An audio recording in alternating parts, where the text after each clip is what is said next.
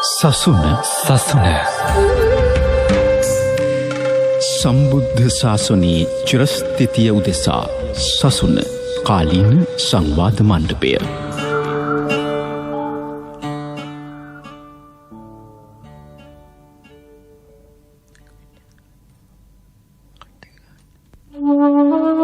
අභියෝග සමාජයකට මුහුණ දෙන්න වෙනවා. සියවසකට දෙවතුන් වතාවක් බලාපොරොත්තු නොවන කාර්යය. එතකොට අපි බලාපොරොත්තු වෙන හැම විටම අභිවෘද්ධිය එහෙමයි අපි සාමාන්‍යයෙන් සකස් කරලා තියෙන්නේ සංවර්ධනයමයි ආර්ථික සංවර්ධනයමයි හොඳ පැත්ත විතරයි කල්පනා කරන්නේ. බාධක ඇවිදින් බාධා වෙන එන හිටින අඩාල වෙන අවස්ථා තියෙනවා. ඒකත් ලෝකෙමයි. ඒක දරා ගන්න බැරිකම තමයි බෞද්ධකමක් නැහැ කියලා කියන්නේ. ඒක දරා ගන්න තමයි බෞද්ධකම දීලා තියෙන්නේ. සැබෑ බෞද්ධකම කියන එකේ තේරුම මේවට අඬන දොන්න කෑ ගහන්න පලි ගන්න එක නෙවෙයි, නිහඬව දරාගෙන ප්‍රතිකර්මය දන එක. ඒක බාහිර වශයෙන් ප්‍රතිකර්මය දන්න පුළුවනි ඒන් ගොඩේම සඳහා අධ්‍යාත්මික වශයෙන් උත් මේ අභියෝගයන්ට මුහුණ දෙන්න අවශ්‍ය මනස සකස් කරගන්න පුළුවනි. ඉතින් ඒක ඊතරම් දුරට වැදගත් කොට සැලකුවේ නැති සමාජයක් තමයි අපට තිබෙන්නේ. ඒ ආධ්‍යාත්මික සංගමයේ මරණින් එහා පැත්තට තියපු එහෙම නැත්නම් අනාගත බුදුවරයෙක් ගාවට තියපු අදහස් කරගෙන බොහෝ දෙනා තුළ තියෙන්නේ. එතකොට තමයි මේ ප්‍රශ්නේ මෙහෙම මතුවෙන්නේ. මම දකින්නේ බුදුදහමෙන් පෙන්වන සැනසීම ජීවිතේට. එතකොට ඒ ජීවිතයට ඒක ගන්න ක්‍රමය හොයන්න තිබුණා නම් මේ අභියෝගත් සේරම අර අතර දිශාවෙන් හමන හුලඟට ගල හෙලවෙන්නේ නැහැ කියලා තියෙනවනේ. සේලෝයත් ආයක ගන්නව අතේනන සමීරතිය කියලා. හුලං විසි වෙනවා වරුණාම ගලට හෙලවීමක් වෙන්නේ නැහැ. මේ අභියෝග ඇවිදින් නැති වෙලා යයි. අපි වැටුණු තැනකින් ආයෙ නැගිටිනවා වරුණාම මේ මත අඬන්න දරන්න වෙලකන්න ජීවිතේ නැති කරගන්න එහෙම හානියක් කරගන්න දෙයක් නෙවෙයි. කවදත් ඉතිහාසය අරන් බැලුවොත් මීට වඩා ඛේදවාචක ජාතියකට මොන දෙන්න සිදු වෙලා තිබෙනවා. ඔය පෙල්ලස්ස කරල්ල පැත්තේ එහෙම තියෙන අස්සන්න ගිනි තැබූ කාලයක්. දරුවන් ඔඩවිසි කරලා කඩුව ඇල්ලූ කාලයක්. ඒ වගේ නගර ගම්දින් මතහැර පලා ගිය කාලවල් තියෙන්නේ. ඉතින් ඒ වගේ සුනාමි උදරක් එන්න පුළුවනි. කොරෝනා උදරක් එන්න පුළුවනි. ඒක තමයි එවන් කිසියම් ආකාරයක ජීවිතේ සරල නැහැ, අභියෝගයක් තියෙනවා. හැමදාමත් මේවා ලෝකෙ තියෙනවා. මේවා මැද්දේ මේ අභියෝග මැද නැත්තම් අනතුරු මැද ගත කරන ජීවිතයක් ගත කරන්න තමයි බුදු සමය වුණ වෙන්නේ. ඔකට බය වෙන්න සැලෙන්නේ නෙමෙයි. ඉතින් ඒක තුලින් අපි සමාජයේ මම දකිනවා දැනුවත් වෙලා මදි.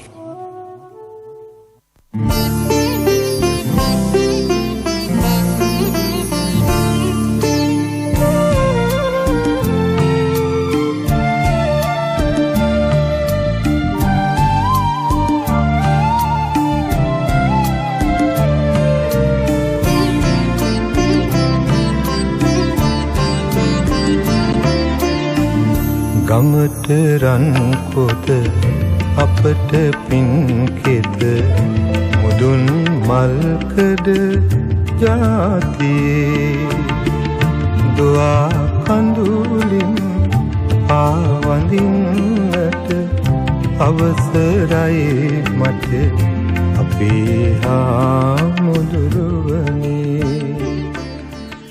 අද මාසේ අන්තිම අඟහරුවාදා වසර 7-8ක ඉඳලා මාසේ අවසන් සෑම අඟහරුවාදා දවසකම සසුන කාලීන සංවාද මණ්ඩපේ මේ අසුනේ වැඩ සිටියේ පූජ්‍යපාද බෙලිගල මිමුරේ ධම්මවංශ අපේ හාමුදුරුවෝ. අපටත් නොකියා හොර රහසේම අපේ ගෞරවනීය ස්වාමීන් වහන්සේ නික්ම ගියා. අපට මේ සජීවී හඬ කවරදාකවත් ආයේ අහන්න ලැබෙන්නේ නැහැ. අද අපි වසර ගණනාවක් පුරා අපේ සුභ සිද්ධිය වෙනුවෙන් මේ ශාසනික මෙහෙවර සිදු කළ හදිසියෙම අපවත් වී වදාළ පූජ්‍යපාද බෙලිගල මිමුරේ ධම්මවංශ හාමුදුරන් වහන්සේට පූජෝපහාර පිණිස ගෞරවනීය ස්වාමින් වහන්සේ වඩින්නට සිටි සසුන කාලීන සංවාද මණ්ඩපයේ වෙන් කළා. අපි තවමත් ඉන්නේ මහා කම්පාවකින්. වසර ගණනාවක් අවුරුදු 7කට 8කට වැඩි කාලයක්. මාසකට අවම වශයෙන් අවස්ථා 2ක්. එහෙමත් නැත්නම් අවස්ථා 3ක්. කුමන බාධක කම්කටොළු ප්‍රශ්න පැවතියත් ඊ타ත්ම සතුටින් අපේ දම් සභාවට වැඩම කළා. මේ වැඩම කළ කාල සීමාව තුළ අපට කල්යාණ මිත්‍රයෙක් වගේ, ඒ වගේම ආදරණීය තාත්තා කෙනෙක් වගේ, මොන බාධක, මොන අවහිරතා, මොන ප්‍රශ්න, ප්‍රමාද වීම, අවලංගු කිරීම, කල් දැමීම් තිබුණත් ගෞරවනීය ස්වාමීන් වහන්සේගේ බිලිගල මිමුරේ අපේ ධම්මවස ස්වාමීන් වහන්සේගේ මුහුණේ ඒ සිනහව කවදාකවත් මැකී ගියේ නැහැ. අමනාපකමක්, ඒ වගේම සිත් වේදනාවක්, තරහක් අපි කවරදාකවත් ස්වාමීන් වහන්සේගේ මුහුණේ දැක නැහැ. බොහෝ වෙලාවට 9 මාර්ට ආරම්භ කරන්න තිබුණු ධර්මදේශනාව 10 මාර්ට ආරම්භ කළත් අපේ හාමුදුරුවෝ ඒක උපේක්ෂා සහගතව විදදරාගත්ත, පිළිගත්තා. සමහර විට ධර්මදේශනා 2ක් 3ක් පටිගත කරන්න තිබුණු මොහොතක දානය වේලාව පසු වුණත් නෑ, මම හොඳට උදේට වැළඳුවා, මට දානේ දවල්ට තුනත් ප්‍රශ්නයක් නෑ මහත්මයා කියන නිහතමානීත්වය අපේ බිලිකල මිමුරේ ධම්මවංශ හාමුදුරන් වහන්සේ තුල තිබුණා. අපේ හාමුදුරුවෝ අපට කිසිදු බරක් වුණේ නැහැ, බරක් දුන්නෙත් නැහැ. අවම වශයෙන් වළඳන්න පෙන් ටිකක්වත් ස්වාමින් වහන්සේ අපේක්ෂා කළේ නැහැ. අතසෝදන, අද්දෝවනය කරන පෙන් ටිකත්, පානය කරන පෙන් ටික, ගිලම්පස, දානමාන මේ සියල්ල සම්පූර්ණ කරගෙනයි අපේ ගෞරවනීය බිලිකල මිමුරේ ධම්මවංශ ස්වාමින් වහන්සේ මේ ධම් සභාවට වැඩම කරන්නේ. අපේ හාමුදුරුවෝ අවසන් වතාවට වැඩම කළේ පහුගිය 18 වනදා. ඒ විශේෂ දායකින්ගේ ඉල්ලීමක් අනුව මම හාමුදුරන්ට කරදර කරන්න ගියේ නැහැ වඩින්න කියලා. හෙත් ධර්මදේශනාවක් වසර කිහිපයක්ම පවත්වා ගන්නට උවමනාවතු වුණා, බැරි වුණා නිසා ගෞරවනීය ස්වාමින් වහන්සේ අනිවාර්යයෙන් වැඩමවා ගන්න ඕන කියන කාරණාවත් එක්ක ඒ දායකතුමිය අපේ හාමුදුරන් වහන්සේට පෞද්ගලිකව කතා කරලා 18 වෙනිදා බදාදා දවසේ ධර්මදේශනාව සඳහා වැඩම කළා. වැඩම කරලා එක් ධර්මදේශනාවක් පටිගත කරලා ආපසු වැඩිය කවදාකවත් ධර්මදේශනාවක් පමණක් පටිගත කරලා අපේ හාමුදුරුවෝ වැඩලා නැහැ මේ අවුරුදු 7-8 කාල සීමාව තුල.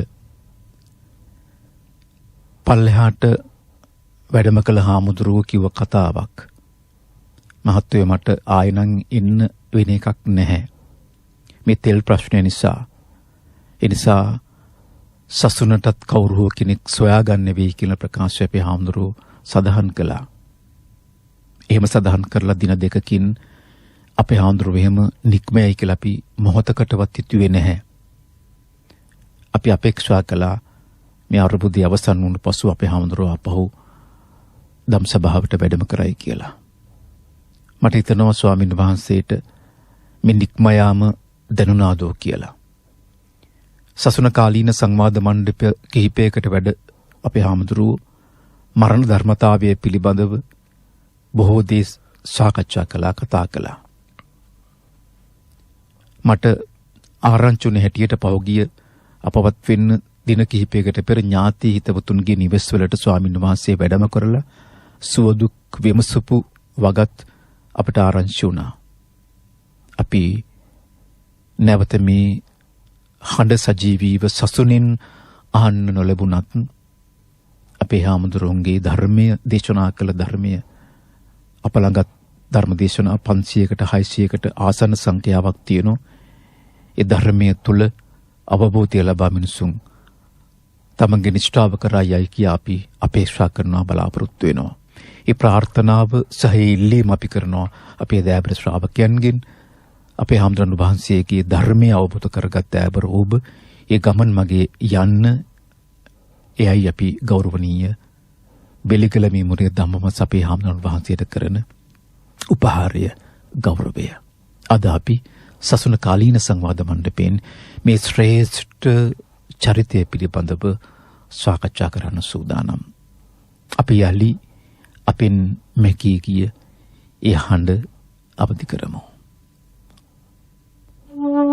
සාමාන්‍යයෙන් දේශපාලන වශයෙන් මම දකින්නේ අම්සි බලයටපත් වුණාම ඒකට කිට් වෙන පිරිසක් ඉන්නවා. ඒ අයගේ උපදෙස් තමයි පිළිපදින්නේ. අරුණාම ධර්මානුකූල උපදෙස් වලට යන්න තියෙන ඉඩකඩ ඔකින් වැහෙනවා හැමදාම. අපි කවදාවත් ප්‍රසිද්ධ දේශපාලනේ නෑනේ. නමුත් අපි හැමදාම කතා කරන්නේ සුපිරි දේශපාලනයක්. බුදුන් වහන්සේගේ සුපිරි දේශය පාලනය, හොඳ පැත්තට පාලනය කිරීම. දේශපාලනය කියන්නේ 아무තු එකක් නෙවෙයිනේ. දේශයක් යහපත් පැත්තට පාලනය කරන එක. ඒක නමුත් ඒක බුද්ධාවාදයට අනුව ගන්න ගියාපුවම මේ සමහර කරන දේවල් කරන්න බැරුව ඇති. මං හිතන්නේ එතකොට අර නේද කියලා එහෙයි කියන කෙනෙක් උදව් කරගන්න ආරුණාම අර අවශ්‍ය උපදෙස් පැත්තට යවෙන්නේ නැහැ කියලා මට හිතෙනවා. ඉතින් ඒ මොනහම මොකද වෙන්නේ මේ මිනිසුන්ගේ හැඟීම් බලවත් වෙනකොට උත්සන්න වෙනකොට ඒක තමයි පරිහානිය කියලා කියන්නේ. එතකොට මිනිසුන් ලෝභ දේශ මොහ වශයෙන් බලවත් වෙනවා නම් මොන රටක හරි මොන රාජ්‍ය හරි මොන ආණ්ඩුවක් යටතේ හරි එතකොට ඒකෙන් දුක් වැඩි වෙනවා ආරුණාම ඒක සංසිඳවන්නට උන්ට බෑ. පාලකින්ට පුළුවන්කමක් තියෙන සමාජගත දුක සංසිඳවන්න විතරයි. ඒක බුදුදහමට අනුව 16න් එකයි කියලා මම කියලා තියෙනවා. චිත්තසංතානගත දුක 16න් 15යි. මේක සංසිඳවන්නට සදහම් එළියට දෙනවා වරුණාම වෙනත් විකල්පයක් නැහැ. මොකද ඒකට තිබෙන ඉඩකඩ ඉතින් මම දන්නේ රාජ්‍ය මාධ්‍යවල මමත් යන නිසා සාර්ථක ප්‍රමාණවත් නැහැ කියලායි අපි දකින්නේ. ගැඹුරු දහම සරල දහමේ ගැඹුරු පෙන්නවා. තිලක්කුණු වඩන්නට බුදුමුවින් දෙසූ ලෙසට මඟ පෙන්නවා. හදිසියේ නික්ම ගිය අපගේ සසරගත කලන මිතුරු නියමුවානෙනි. දෙසූ දහම අසාදරා ගිහිගෙයි බර බිම තබා ඔබ වහන්සේට අත්වැළවන්නට 72 නිදහස දින උතුම් වූ චීවරය දරූ සිසු හිමියන් විසින් අද දින ඔබ වහන්සේට ගුරු පූජා පවත්වන වගයි. අපි සසුනට ඉතාමත්ම ගෞරවයෙන් ආරාධනා කළේ කෑගල්ල පුස්සැල ශ්‍රී පුණ්‍යෝදයාරාම වාසී පූජ්‍යපාද රත්නපුර ධම්මවිමුක්ති ගෞරවනීය ස්වාමීන් වහන්සේට, අපේ බෙලිගල මෙමුරිය ධම්මමත ස්වාමීන් වහන්සේගේ ශිෂ්‍ය පුත්‍ර රත්නයක්, ශිෂ්‍ය ස්වාමීන් වහන්සේ නමක් බොහෝම උවමනාවෙන් ආසාවෙන් ගෞරවයෙන් නිරන්තර අපට ස්වාමීන් වහන්සේගේ ශිෂ්‍ය ස්වාමීන් වහන්සේලා පිළිබඳව ප්‍රකාශ කරනවා. මම හොඳ ගෝල පිරිසක් අදලා තියෙන්නේ මහත්මයා. මම නැතුණත් මාගිය ගමන යන්නට අපේ ශිෂ්‍ය ස්වාමීන් වහන්සේලාට හුරුයි පුරුදුයි කියන එක, ඒ සදා හුරුව ලබා දීලා තියෙන එක බොහොම ආඩම්බරෙන් අපි හාමුදුරුවෝ නිරන්තර දේශනා කළා. අපි නිතර කියනවා අපේ හාමුදුරුවෝ වහන්සේගේ ස්වාමින් වහන්සේලා, ගෝල ස්වාමින් වහන්සේලා අපි දකින්න ආසයි කියලා. දෛවෝපගත සිදුවීමක්. අන්තිම දවසේ අපේ හාමුදුරුවෝ වැඩම කළ ගෞරවනීය ගෝල ස්වාමින් වහන්සේ නමක් වැඩම කරවලා මේ ඉන්නේ මහත්වයෝ මගේ ගෝල ස්වාමින් වහන්සේ නමක් කියන එක අපිට හඳුන්වා දුන්නා. එයත් පුදුම සහගත සිදුවීමක් කියලා මට හිතෙන්නේ. අපේ බෙලිගල මෙමුරිය ධම්මවංශ හාමුදුරුවෝ මෙහෙම නික්ම යනවායි කියලා ස්වාමින් වහන්සේට දැනුණයි කියලා මට හිතෙන්නේ. යම් ආකාරයෙන් මාර්ගඵල ලබා තිබුණාද කියන සැකයත් අපිට තියෙනවා. ඒ තරම්ම නිහතමානීය ගෞරවනීය ස්වාමින් වහන්සේ නමක් සහ ධර්මය දේශනා කරන්න පුදුම පිපාසාවක් අපේ ස්වාමින් වහන්සේට තිබුණා.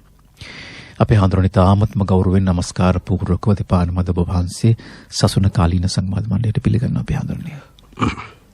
හොඳයි සාලිය මහත්තයා.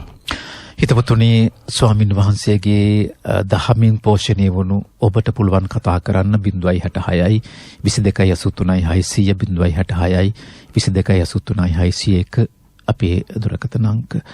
අපේ හඳුනන්නේ බෙලිගල මෙමුරිය ධම්මවංශ හමුදුරු මේ හොඳ දර්ශනයක් අපිට කියලා දුන්නා. දේශනා කළා. අපේ හඳුරුන්ගේ ධර්ම දේශනා සඳහා දායකත්වයේ සපේපු හැම කෙනෙක්ම පුදුමාකාර අවබෝධයෙන් සිටි අපේ හඳුරන්නේ.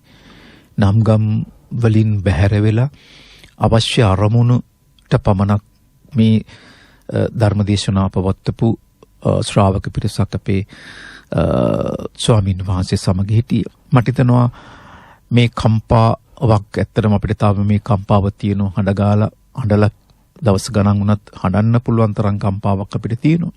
මම හිතනවා ඔබ වහන්සේලාට මේ දරා ගැනීමේ ශක්තිය නැත්තම් මරණ ධර්මතාවේ යථාර්ථය අපේ හාමුදුරුවෝ පෙන්වලා දීලා ඇති අපේ හාමුදුරනේ. උසාලිය මහත්තයා අපේ ගුරු ස්වාමීන් වහන්සේ නැත්නම් බෙලිගල මෙමරි ධම්මවංශ අපේ ගුරුදේව උත්තමයන් වහන්සේ හැමදාම දේශනා කරපු දෙයක් තිබුණා අපි ගෝලයේ විදිහට අපි උන්වහන්සේත් එක්ක කටයුතු කරද්දී අපිට නිතරම කිව්ව දෙයක් තිබුණා අපිට කවදාවත් එවත්නේ එහෙම නැත්නම් ආවිෂ්මතුන් වහන්සේලා කියලා කතා කරේ නැහැ. අපිට පුතාලා කියලා තමයි කතා කරන්නේ. සමීප බවක් තිබුණා කියන්නේ සැබවින්ම තාත් එක්ක පුතෙක් අතර තියෙන ඒ සමීප බව තිබුණා. එතකොට හැම වෙලේම අපිට අවවාද අනුශාසනා දුන්නේ මේකේ අනිත්‍යතාවය දකින්න. අපි හටගත්ත යමක් තියෙනවනේ ඒක අනිවාර්යයෙන්ම නැති වෙන සුළුයි. එහෙනම් මේ වගේ කම්පා වෙන්න එපා. ලෝක යථාර්ථය මේක. මේ යථාර්ථය තේරුම් ගන්න යථාර්ථයට මූණ දෙන්න. ඒක තමයි අපිට හැමදාම දුන්න අවවාද අනුශාසනාව උනේ. එතකොට ඒ අවවාද අනුශාසනාව ඔස්සේ ගොඩනැගිච්ච අපි දරා ගන්න බැරි පාඩුවක් සාමාන්‍ය දරුවෙකුට පිය අහිමිවීම වගේම තමයි ගෝල හිමිනමකට ගුරුදේව උත්තමයන් වහන්සේගේ අහිමිවීම කියන්නේ. හැබැයි අපිට ඒක දරා ගන්න පුළුවන් ශක්තිය උන්වහන්සේ අපිට ආධ්‍යාත්මික වශයෙන් දීලා තිබුණා. ඒ ශක්තිය හින්දාමයි උන්වහන්සේගේ අපවත් වීමට ආරංචිනව රත්නපුරේ වැඩ වාසය කරද්දී ප්‍රථම වතාවටයි මම පිළිගන්නේ නැහැ ඒක. ඒ යමුනේ පණිවිඩය ලැබෙනකොට ඒක අර විශ්වාස කරන්න බැරි පණිවිඩයක් වෙනවා මට. අපේ විහාරස්ථානයේ එතකොට වැඩ වාසය කළා තව වයෝවෘද්ධ හිමි නමක් අපේ ගුරුදේවයන් වහන්සේගේ පළවෙනි ගෝලයා. මම හිතුවේම අපේ මේ ඒ වයෝවෘද්ධ ස්වාමින් වහන්සේ තමයි මේ අපවත් වෙලා ඉන්නේ කියලා. මං දෙපාරක් විතර කෝල් කරලා මේක තහවුරු කරගන්නවා. යන්නේ. කියන්නේ ඊට පෙර දවසේ 19 වෙනිදා රාත්‍රියේ මම කතා කරනවා මගේ පැවිදි සහෝදරයෙකුට. ඒ වෙලෙත් මම ගුරු ස්වාමීන් වහන්සේගෙන විමසුවාම කියනවා ස්වාමීන් වහන්සේ හොඳින් ඉන්නවා. මම අදත් ගිහිල්ලා උන්වහන්සේගේ අපේ ගෝල පිරිසගේ ස්වභාවයක් තිබුණා. නිතරම උන්වහන්සේ පෙන් පාස් වෙලා ආවනම් ඊට පස්සේ නියපොතු වෙවිලා තියෙනම් බල්ලා කපනවා. එතකොට මම අදත් අපේ ස්වාමීන් වහන්සේගේ නියපොතු කපලා ඒ ටික බැලුවා. ස්වාමීන් වහන්සේ හොඳ සෞඛ්‍ය තත්ත්වයෙන් ඉන්නවා කිසි ගැටලුවක් නැහැ කියලා කිව්වා. ඊට පස්සේ දවසේ මේ පණිවිඩය ආවහම ඇත්තට මේක දරා ගන්න බැරිනේ විශ්වාස කරන්න බැරි පණිවිඩයක් වුණා. ඉතින් හැබැයි ඒ අපිට දීලා පන්නරය ඒ මොහොතේ සාමාන්‍ය කෙනෙකුට මේ පණිවිඩය ලැබුණනම් වෙන දේ තමයි තමන්ගේ පියාගේ අහිමිවීම කියලා හිතන්න. එහෙනම් මේ පුද්ගලයා අනිවාර්යයෙන්ම මානසික කෘත්‍යයකටපත් වෙනවා, දරා ගන්න බැරි වෙනවා, අඬනවා, දොඩනවා, කලියුත්තේ කුමක්ද කියලා හිතා ගන්න බැරි මට්ටමක් එනවා. හැබැයි නායක ස්වාමීන් වහන්සේ අපිට දීලා පන්නරය ඒක අපිට දරා ගන්න පුළුවන් වුණා. ඊට පස්සේ කරන්න ඕන මොකක්ද කියන එක තමයි සැලසුම් කළේ. මොකද්ද දැන් කරන්න ඉදිරියට මොකද්ද කළ යුත්තේ? ඒ ඔස්සේ හිතලා තමයි ඊට පස්සේ අපි මම බෙලිගල මේ කෑගල්ලට වැඩම කළේ. ඊට පස්සේ කෑගල්ලේදී අපේ අනික් ස්වාමීන් වහන්සේලාත් මේ වගේම මන ආදරා ගැනීම උතුයි සියල්ල සම්පාදනය කළ තම කෑගල්ලට වඩිනකොට අපේ හඳුරන්නේ ඔබ වහන්සේට වගේම තමයි අපේ හඳුරුන් අවුරුදු 7ක් 8ක් මේ මාධ්‍යයට වැඩම කරවන්නට දවුණු නාරද තමයි මටත් කතා කරලා කිව්වේ සාලි මහත්මයා ලොකු හාමුදුරුවෝ අපවත් උනායි කියලා. ඔබ වහන්සේක වගේ මමත් විශ්වාස කරන ලොකු හාමුදුරුවෝ කියන්නේ කවුද කියන එක. ඇත්තට මේ වෙලාවේ හදවත නැවතුණා වගේ වුණා.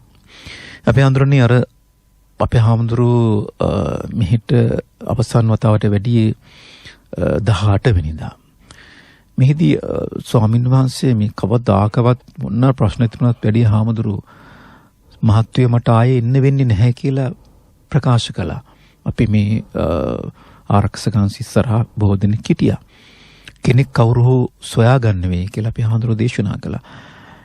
මේක ස්වාමීන් වහන්සේට මේ අපවත් වීම එහෙම දැනිලාද? එහෙම නැත්නම් දැන් ඔබ වහන්සේ අනික සහෝදර ස්වාමීන් වහන්සේලා ස්වාමීන් වහන්සේ මේ දින කිහිපේ අසුර කිරීමේදී ඒ වගේ දෙයක් දැනෙලා තිබුණාද ස්වාමීන් වහන්සේ?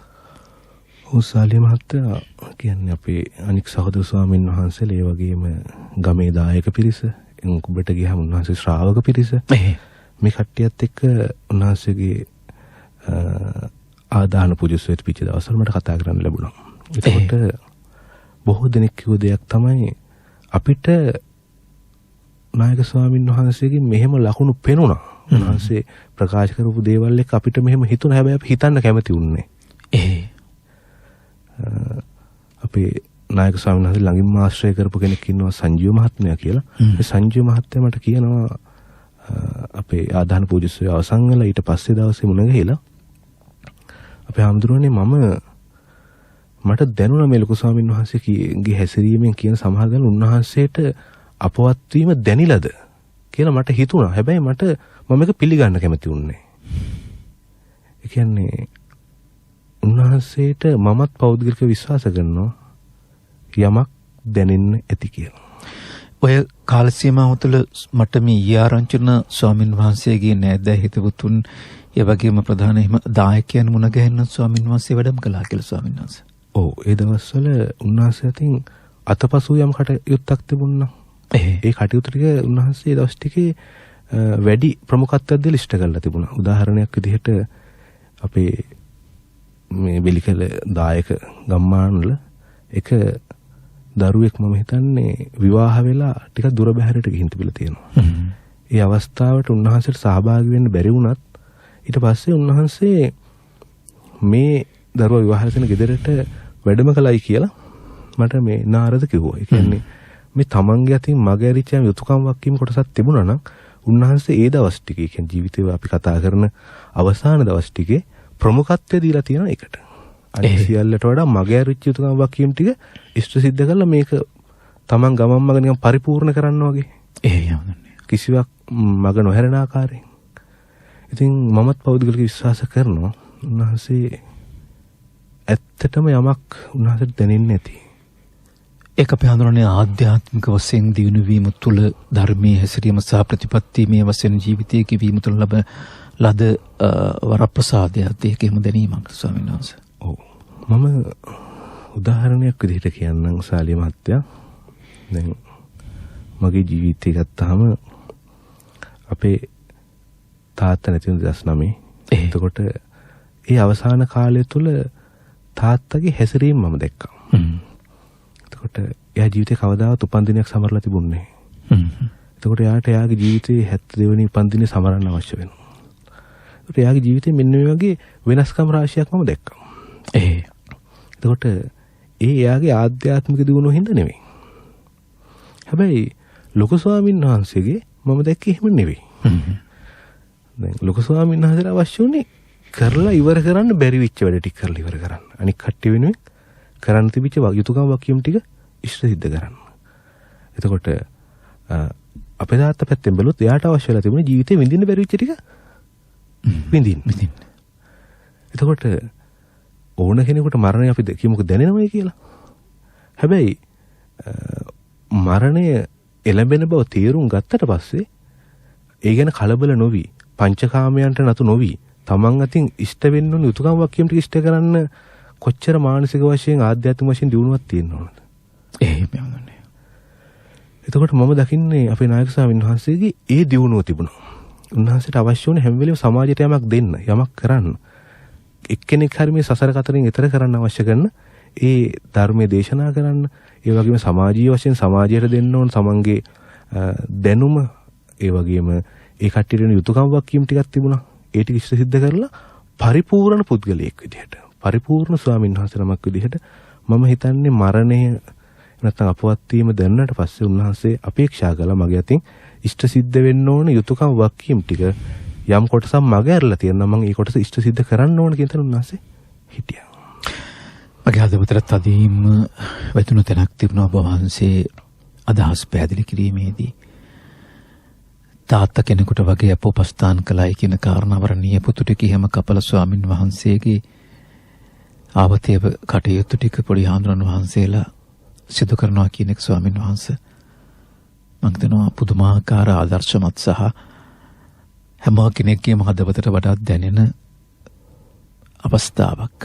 අපි හඳුරන්නේ මම කැමති මේ සම්බන්ධතාව තවත් ටිකක් දැනගන්න ස්වාමීන් වහන්සේ. ඔව්. ශාලිය මහත්තයා මම මුලින්ම අපේ ලොකු ස්වාමීන් වහන්සේ දැනගන්නේ ධර්මදේශනාවකින්. එහේ අපි හඳුරන්නේ ගිහි කාලේ කියන්නේ මේක මම දන්නේ මගේ පැවිද්ද හරි වෙනස් පැවිද්දක්. මම ධර්මයට යොමු වෙලා හිටපු කෙනෙක් නෙවෙයි. මට හම්බෙන් වගේ 2019 නොවැම්බර් 10 මට ධර්ම දේශනාවක් අහන්න ලැබෙනවා. ඒ කියන්නේ මගේ බාල සහෝදරයා මට කියනවා මේ ධර්ම දේශනාවක් තියෙනවා YouTube එකේ නිකන් වීඩියෝ බල ඉන්නකම් මේක පොඩ්ඩක් අහන්න කියලා. ඉතින් මම ඇත්තටම අහන්න සහෝදරයාගේ වයස කීයද අපි අහන්නේ? සහෝදරයා මට වඩා බාලයි. එතකොට මට අවුරුදු 30ක් විතර, සහෝදරයා අවුරුදු 27ක් විතර. ඔහු ධර්මයත් එක්ක සම්බන්ධයි. නේ. ඉතින් මම ධර්මයත් එක්ක සම්බන්ධතාවයක් නැති පුද්ගලයෙක්. ඉතින් මේ ධර්ම දේශනාව ඇහුවාම ඒ ශ්‍රවණය කළාම මට යම් දෙයක් තේරෙනවා. තේරෙන එකම දේ තමයි මම එතෙක්කල් මේ කියන අපාය දිව්‍ය ලෝකෙ ඉඳලා විශ්වාස කරපු පුද්ගලෙක් නෙවෙයි. යන්නේ. එතකොට මේ හේතුව තමයි මට විශ්වාස කරන්න පුළුවන් විදිහට මේක ඉදිරිපත් කරලා තිබුණේ නැහැ කොහෙවත්. ලොකු ස්වාමීන් වහන්සේ කියනවා මේ අපාය දිව්‍ය ලෝකයන් හරියට මනෝලෝකයක්. අන්න මෙන්න මේ වගේ.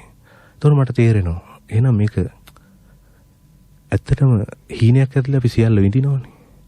එහෙනම් අපාය කියන්නේ ෆිසිකල් පෙන්වන්න බැරුණාට භෞතිකව පෙන්වන්න බැරුණාට මේ සියලු දුක්ඛම් කටළු විඳින්න වෙනවා. අන්න එතකොට මට අපාය බය උපදිනවා. එහෙනම් මට ධර්මයට යොමු වෙන්න මේ පැවිද්දට එන්න ආයේ වෙන කිසිම දෙයක් නෙවෙයි උපනිෂෝනේ මේ අපේ ගුරු ස්වාමීන් වහන්සේගේ මේ ධර්ම දේශනාව. එතකොට ඊට පස්සේ මම මේ ධර්ම දේශනාව ශ්‍රවණය කරන්නේ නොවැම්බර් 10 වෙනිදා. නොවැම්බර් 10. එවලෙම ලොකු ස්වාමීන් වහන්සේට කෝල් එකක් ගන්නවා Google search කරලා නම්බර් එක සොයාගෙන ඊට පස්සේ මට හිතාගෙන එච්චර නිහතමානීද ඒ කියන්නේ මහා ධර්ම දේශකයන් වහන්සේ නමක් නොදන්න නම්බරකින් කෝල් එකකට බොහොම හිතේශීව කතා කරලා විස්තර අහලා මට දවසක් දෙනවා එහෙනම් නොවැම්බර් 13 එන්න මම එදා පන්සලේ ඉන්නවා කියලා. නොවැම්බර් 13 මම පන්සලට එනවා. ඇවිල්ලා මේ ගැන කතා කරලා එදා නොවැම්බර් 13 උන්වහන්සේත් එක්ක මම බොහෝ කරුණු කාරණා කතා කරනවා. මට ධර්මයේ සම්බන්ධයෙන් මේ තිබිච්ච දේවල් මේ මගේ ඔළුවේ තිබිච්ච දුර්මත මම ඉදිරිපත් කළා. උන්වහන්සේම විසඳුම් ගන්නවා ඒවට. ඊට පස්සේ මම එදා උන්වහන්සේට කියනවා මට පැවිදි වෙන්න අවශ්‍යයි. දෙන උත්තරේ තමයි කලබල වෙන්න එපා, කල්පනා කරලා බලන්න. කියන්නේ ඕනම තැනක කවුරු හරි කෙනෙක් පැවිදි වෙන්න ගියා නම් කොහොම හරි පැවිදි කරගන්න බලන නිසා කොහොමද උත්තර කවදාවත් හම්බ වෙන්නේ නැහැ. ඒ යවදන්නේ. ඉතින් මේ උත්තරෙත් එක මම තවත් පැහැදෙනවා. පැහැදිලිවම කියනවා නෑ මට පැවිදි වෙන්න අවශ්‍යයි. ඊට පස්සේ උන්වහන්සේ දෙන උත්තරේ තමයි හරි. එහෙමනම් ඇවිල්ලා මාස කිහිපයක් මෙහි ඉන්න ඕන. මම කියනවා මම ඉන්නම්. එහෙම කියලා ඒ මාසෙම 16 වෙනිදා ඡන්දේ තිබුණේ. ජනාධිපති වරණේ ඡන්දේ ප්‍රකාශ කළා 17 ප්‍රතිඵල වල 18. මම කෑගල්ලට එනවා. එල්ලා එදා ඉඳලා අපේ නාරද තමල්කෝ ස්වාමීන් වහන්සේගේ ස්ථීර රියදුරා විදියට හිටියේ. නාරද මාහ තුනකට මේ එයාගේ පෞද්ගලික රාජකාරී වලින් දහස් කළා. මම ලොකු ස්වාමීන් වහන්සේගේ රියදුරා වෙනවා. ඊට පස්සේ මට උන්වහන්සේත් එක්ක බොහොම ළඟින් ආශ්‍රය කරන්න ලැබෙනවා. ඒ ආශ්‍රය කරන ලැබීමත් එක්ක මම උන්වහන්සේ ගොඩක් තේරුම් ගන්න උත්සාහ කරන උන්වහන්සේත් මාව තේරුම් ගන්නවා. ඒ තේරුම් ගැනීම මම හිතනවා සාර්ථකයි කියලා හින්දුන් වහන්සේ 2020 පෙබරවාරි 4 වෙනකොට තීරණය කරනවා පැවිදි කරන්න. එදා ඉඳන් මම කෑගල්ලින් ඕනම දවසක් මම කරන්නේ උදේම අවදි වුණාම උන්වහන්සේට ගිලම්පස් ටික හදාගන්න වතුර එකක් රත් වෙන්න ගහනවා. උන්වහන්සේ කවදාවත් අපි ගිලම්පස් හදනවට කැමති වුණේ නැහැ. ඒ කියන්නේ අපි කවදාවත් වැඩක් කරගන්න කැමති වෙච්ච කෙනෙක් නෙවෙයි. කියන්නේ මම තාත්තෙක්. ඊට පස්සේ උන්වහන්සේ නැගිටලා අවදි වෙලා තමන් ගිලම්පසට තමන්ම හදාගෙන වළඳන්නේ. කවදාවත් අපිට කිව්වේ නෑ මේක කරන්න කියලා. අර හදවතේ ඇතිවෙච්ච භක්තිය ගරුත්වය හින්දා අපි කළා මිසක් කවදාවත් මෙන්න මේ වත් පිළිවෙත් ටික ඔයාලා මං වෙනුවෙන් කරන්න ඕන කියලා කවදාවත් එහෙම නියම කරලා තිබුණේ නෑ. ඊට පස්සේ උදේ 10ට විතර උන්වහන්සේලා වළඳන්න අපි මම හරි තව ස්වාමීන් වහන්සේලාම හරි කවුරු හරි මොනවා හරි පළතුරු ජූස් එකක් හදනවා. එතකොට ඒක ගොඩක් වෙලාවට ධර්ම දේශනා පටිගත කරනවා. ඉතින් උන්වහන්සේලා අමතක වෙනවා මේක. මේක එකක් වළඳන්න තියෙනවා කියලා අමතක වෙනවා. එතකොට ඉතින් උන්වහන්සේ හැමෝටම කොහොම මතක් කළා මේක එළියට අරගෙන සිසිල් ගතිය අයින් වෙන්න එළියෙන් තියලා අර වෙලාවට කොහොම හරි 10ට 10ට පිළිගන්නවා. පිළිගන්නන්න බැරි වුණොත් උන්වහන්සේ හැබැයි වළඳන්නේ. උන්වහන්සේට ඒක මතක නෑ මෙහෙම එකක් හදලා තියලා තියෙනවා කියලා. ඊට පස්සේ උන්වහන්සේගේ නියපොතු කපන කටයුතු. එතකොට ඔය වගේ හැමදේම බල්ලා කරන හරි හිතේසි ශිෂ්‍ය පිරිසක් උන්වහන්සේට ලැබිලා තිබුණා. ඒ කියන්නේ උන්වහන්සේගේ පුණ්‍යවන්ත භාවයම තමයි මම හිතන්නේ. මම හිතනවා මේ පුණ්‍යවන්ත භාවය ස්වාමීන් වහන්සේගේ බාහිර ස්වරූපය තුල තිබුණා. අභ්‍යන්තරෙත් ඒක හැමදාම ප්‍රඳී තිබුණා. අපිට කවදාකවත් යලි ඒ සජීවී රූපේවත් ඒ දර්ශනේවත් නැත්තම් ඒ හඬවත් අහන්න ලැබෙන්නේ නැහැ. හොර රහසෙම අපේ හඳුරෝ නික්ම ගියා. අපි අද වසර ගණනාවක් පුරා සුවාසක් ජනතාවට කළ දහම් මෙහෙවරට අපේ ගෞරවනීය ස්වාමින් වහන්සේට උපහාර දක්වන මොහොත. මොකද මේ අසුනේ අද වැඩ සිටියේ පූජ්‍යපාද පිළිකල මෙමුරිය ධම්මවංශ අපේ හාමුදුරුවෝ. ඒ වෙනුවෙන් අපි ආරාධනය කළේ ගෞරවනීය ස්වාමින් වහන්සේ ශිෂ්‍ය රත්නයක් වන විහාරවාසී පූජ්‍යපාද රත්නපුර ධම්ම විමුක්ති අපේ හාමුදුරන් වහන්සේට. අපි ස්වාමින් වහන්සේගේ හඬ අහලා උපහාර ගීතයකුත් අහලා ඊට පස්සේ යලි හමු වෙනවා සසුන කාලීන සංවාද මණ්ඩපයෙන්. සාලිමහත්තයා මේ ඔබතුමා මේ කියපු කතා ටිකෙන් දැන් මට අමුද්‍රව්‍ය ඔක්කොම සපයලා තියෙන කතා කරන්නේ. පළවෙනි කාරණේ පළවෙනි වචනෙන් ගන්න. අපි සුබ දවසක් කියලා තමයි පටන් ගත්තේ. ඊට පස්සේ ඔබතුමා මතක් කළානේ සුබ වෙන්න පුළුවන් ද හෙට අනිද්දට කියලා. හරි ලස්සන පදයක් තියෙන බුද්ධ වචනේ. ඒකේ තියෙන්නේ අනුන්ට සුබ වෙනවා කියලා නෙමෙයි තියෙන්නේ. තමන්ට සුබ වෙනවා කියලා තියෙන්නේ. අන්න එතන තේරුම් ගත්තාම හරි. ඒක තියෙනවා මේ මම මගේ ධර්ම දේශනාවල මාතෘකා පාඩේ වශයෙන් දේශනා කරලා තිරංගිරේ කීපතාවක්. අපි සුබ පතන විදිහ වැරදි. අපි අනුන්ට සුබ පතනවා වරුණාම ඉන්නේ හාට ඒක මේනවද නැද්ද දන්නේ නැහැ. නමුත් බුදුන් වහන්සේ වදානන්නේ යෙහි භික්කවේ සත්තා පුබ්බන්න සමයේ කායන සුචරිතං චරಂತಿ වාචා සුචරිතං චරಂತಿ මනසා සුචරිතං චරಂತಿ. යම් කිසි පුද්ගලයෙක් සත්තා කියන එකෙන් භික්ෂුව භික්ෂුණී උපාසකයන් යමෙක් උදේ කාලේ කයෙන් වචනයෙන් සිතින් යහපත් දේවල් කරයිද එහෙනම් ඔහුට සුබයි. කාටවත් සුබයි නෙමෙයි අනිත් අයට නෙමෙයි. එතකොට මධ්‍යාන කාලයේ කයෙන් වචනයෙන් සිතින් යහපත් දේවල් කරයිද ඔහුට සුබයි. සන්ධ්‍යා කාලයේ කයෙන් වචනයෙන් සිතින් යමක් කරයිද ඔහුට සුබයි. අන්න බුදු සුබ වෙන හැටි. අනුන්ට සුබ පතන එකක් නෙමෙයි බුදුදහමේ පෙන්නන්නේ. තමන්ගේ වචන යහපත් පැත්තට හරවා ගත්තොත් එයාට සුබයි.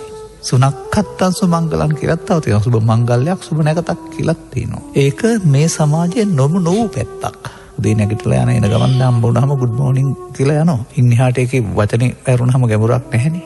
නමුත් බුදුරජාණන් වහන්සේගේ ඉගැන්වීමකින් තමයි ඕක ඔය ඉන්දියාවට තමයි බාරට මේ ගිහින් තියෙන්නේ ඉංග්‍රීසියට. ත්‍රිපිටකයේ මේක තියෙන අවුරුදු 2700කට පෙර උදේ දවල් හවස මේ කයින් වචනෙන් සිටින් යහපත හැසිරෙන සුබයි කියන එක. ඒක තමයි good morning good afternoon good evening වෙලා තියෙන්නේ. නමුත් ඒක වචනෙට විතරයි. නමුත් අරකේ වචනේ නෙමෙයි. තමන් ක්‍රියාවෙන් කය වචන සිතින් යහපත් නම් එතකොට සුබයි. අන්න අපිට ඔබතුමා මතක් කළ අරගලයේ සම්බන්ධයෙන් ගත් කලත් යම් යම් තැන්වල ආගේවක සීලී සිදුවීම් සිදු නොවුණා නෙමෙයි. නමුත් ඒ අරගලයේ මේක තමයි මම දකින්නේ. ඒ කියන්නේ ඔබතුමා මතක් කළා මට මතකයි 71ත් මම තරුණෙක්. 83 ජූලි කලබලවලත් දන්නවා 89ක් දන්නවා. එතකොට මේවයි අරගලවල දේපල විනාශය සහ ජීවිත විනාශ. තවත් එකකට ගියොත් මේ මෝඩකම ජීවිතවල වටිනාකම නැතුව යනවානේ. මේ ජීවිත සඳහා නෙමෙයි ඔක්කොම අරගල. ඒක මිනිසුන් ජීවත් වෙන්න ඕනේ. එහෙනම් ජීවත් වෙන්න නම් ජීවිතවලට හානි නොවෙන්න ඕන. එහෙනම් බලන්න මේ තරුණීන්ගේ අරගලය තුල ගිහින් බලන්න ඒ භූමිය තුල කොළ කෑල්ලක්වත් ඉතුරු වෙලා තියෙනවද කියලා හැන්දෑවට එතකොට තවත් කාරණයක් තියෙනවා. මේ ආවේගශීලී ප්‍රකාශය බුදුදහමට අනුගත කළ අනිත් අය කුපිත කරන සුළුයි. ද්වේෂමූලිකයි එතකොට ව්‍යාපාද විතර්කය. එතකොට ඒක මෙතෙන්ට යම් යම් තැන්වලදී කලවම් වෙනවා පේනවා පිටස්තර තැන්වලදී. නමුත් අර නැටුම තුල ගීතය තුල බණ තුල එහෙම එකකුත් නැහැනේ. එනිසා ඒක අර සම්ප්‍රදායික ඇසින් බලපුවහම අරගලයක් නොවෙන්න පුළුවන්. නමුත් ඒක තමයි අරගලයක නව මොහොනවර. ජීවිත හානිත් වෙන්නේ නැතුව, දේපල හානිත් වෙන්නේ නැතුව, නමුත් වෙන්න ඕන තැනට යන්න ඕන. ඉතින් ඒ නිසා මම දකින්නේ නැහැ ඒකේ තවදුරටත් ඒකේ නිර්මාණශීලී බවක් නෙමෙයි පෙන්වන්න හදන්නේ. නිර්මාණශීලී වෙන්න ඕන අනිවාර්යෙන් මේ ප්‍රශ්නේදී. ඒ නිසා ඒ හැම දෙයක් කෙරෙහිම මම බලන්නේ සුභවාදීව. ඒවයි මට පෙනෙන්නේ නැහැ අර කියන්නේ අපි දකින ධර්මයානුවගත් කල යම් කිසි පුද්ගලයෙක් ලෝභ මූලිකව දේශ මූලිකව කතා කරයිද ප්‍රකාශ කරයිද ඒක අනිත් සමාජය කුපිත කරන්නක් වෙනවා. එතකොට කුපිත වීමේ ප්‍රතිඵලය රත්තුන වතුර හැලිය ගින්දර ටිකක් නිමලා දානවනේ ආපහු. වෙඩිකාරු ඌරු ඇඟට පැන්නහම වෙඩි කෑවා කියලා නෑ ඊට පස්සේ වර්මනස්සත් මරාණනේ යන්නේ. මෙතන වෙඩිකාපු ඌරංග චරිතය රංගපාල හරියන්නේ නෑ. අන්නේ නිසා මම දකිනවා ඒකේ කිසියම් ආකාරයක ආරම්භයක් තියෙනවා. අපි ඒක ඉස්සරහට කතා කරමු. අපවත් විවදාල පූජ්‍යපාද බෙලිගල මෙමරිය ධම්මමස්සේ පේ හඳුරන් වහන්සේට උපහාර පිණිස අද සසුන කාලීන සංවාද මණ්ඩපය වෙනදාට අද දවසේ නැත්නම් මාසයේ අවසන් අඟහරුවාදා මේ සසුනේ වැඩ ඉන්නේ අපේ හාමුදුරුවෝ.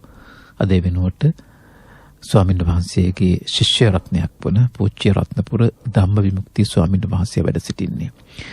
අපේ අඳුරනේ ස්වාමීන් වහන්සේගේ ඉතිහාසය නැත්නම් පැවිදි ජීවිතයට පත්වීම ආදී තොරතුරු පිළිබඳව වහන්සේ අධ්‍යයනය කළේදී.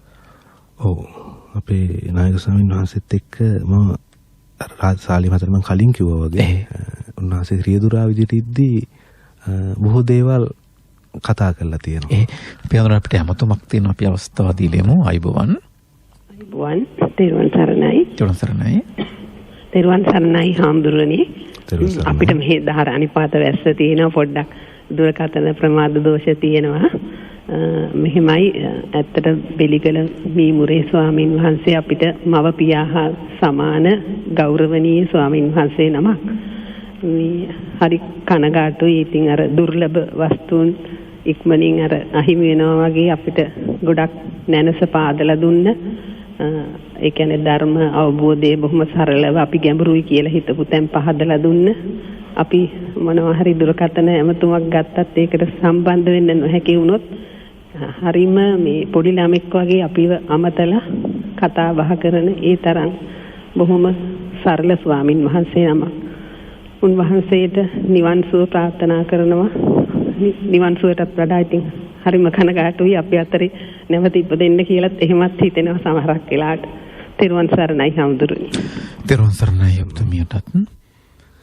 අපි හඳුනන්නේ. ඔව්. එතකොට අපි අර මම සාලි මතර කීකයි වගේ ඒ කාලේ බොහෝ දේවල් මගෙත් එක්ක කතා කරලා තියෙනවා. අර මම රියදුරා විදිහට කටයුතු කරපු ඒ මාස කීපය තුල උන්වහන්සේට කියලා තියෙනවා ජීවිතේ උන්වහන්සේ මේ කොහොමද වෙල එක්ක කුඹුර එක්කම ජීවිතේ මුල් කාලේ ගෙවිච්ච හැටි. තාත්තා ගොවිතැන් කරද්දි කොහොමද ඒ කටයුතු වුනේ කියලා. ඊට පස්සේ කොහොමද අධ්‍යාපන කටයුතු සඳහා මුලින්ම යොමු වෙලා තියෙන්නේ නාරම්මල මයුරපාද මහාවිද්‍යාලයට. ඒ අධ්‍යාපන කටයුතු හදාරින්ලා ඊට පස්සේ නිශ්චිත හේතුවක් මම දන්නේ නැහැ. ඊට පස්සේ බෙලිගල මධ්‍ය මහාවිද්‍යාලයට සාමාන්‍ය පෙළ උසස් පෙළ හදාරන්න ඇතුළත් වෙනවා. එතකොට විශේෂම දේ තමයි උසස් පෙළ හදාරලා තියෙන ගණිත අංශයෙන්. ඊට පස්සෙත් සමහරලාවට මමත් විද්‍යාශාස්ත්‍ර උසස් පෙළ හදාරලා තියෙන්නේ. එතකොට පෙළක් දේවල් යනකොට කතා කරනවා හිතා ගන්න බෑ මේ ගණිත ප්‍රමේය මේව කොහොමද තාම මතක තියෙන්නේ. උන්වහන්සේට වඩා අවුරුදු 30 ගානකට වගේ පස්සේ අධ්‍යාපන කටයුතු නිරතව මට මතක නැති දේවල් උන්වහන්සේට මතකයි. මට පුංචි අවස්ථාවක් දෙන්න අපි හඳුරන්නේ අයිබෝවන්. අයිබෝවන්. හොඳයි දුරකථන නිම්සන් දෙලා නැවත ගන්න අපි අවස්ථාව දෙන්න. හොඳයි. ඉතින් මේ ආකාරයෙන් පුදුමාකාර ස්මරණ හැකියාවක් තිබුණා. පුදුමාකාර මතක ශක්තියක් තිබුණා. ඒ කාලේ පොඩි කාලේ වෙච්ච හැමදේම කියනවා මේ එතකොට මම ගිහි කාලේ වාසිත මෙහෙම ඒ කාලේ මෙහෙම වුණේ කියලා. එතකොට පිළිගල මධ්‍යම විද්‍යාලයේ තමයි සාමාන්‍ය ක්ලාස් පෙළ හදාarලා තියෙන්නේ. ඊට පස්සේ ජීවිතේ තරුණ වයස කොහොම හරි ඩ්‍රයිවිං ලයිසන් ගන්න එක ඩ්‍රයිවිං ලයිසන් ගන්නවා කියන මම හිතන්නේ හිතේ තිබිච්ච ආසාවක් වෙන්නේ නැති ඩ්‍රයිවිං ලයිසන්. ඔව් දැන් මේ අපි ගුරුහාමුදුරුවෝ ඩ්‍රයිවිං ලයිසන් තියෙනවා ඒක. මට කියනවා මේ මට පොතක් පෙන්නලා තියෙනවා. ඒ කාලේ පොතක් ඇවිත් තියෙන ඩ්‍රයිවිං ලයිසන් එක විදිහට. පෙන්නනවා මට ලයිසන් තියෙනවා. මේ මට වාහන එලවන්නත් පුළුවන්. හැබැයි ඉතින් පැවිද්දේ හිටියට හොඳ නැහැනේ කියලා තමයි කියන්නේ.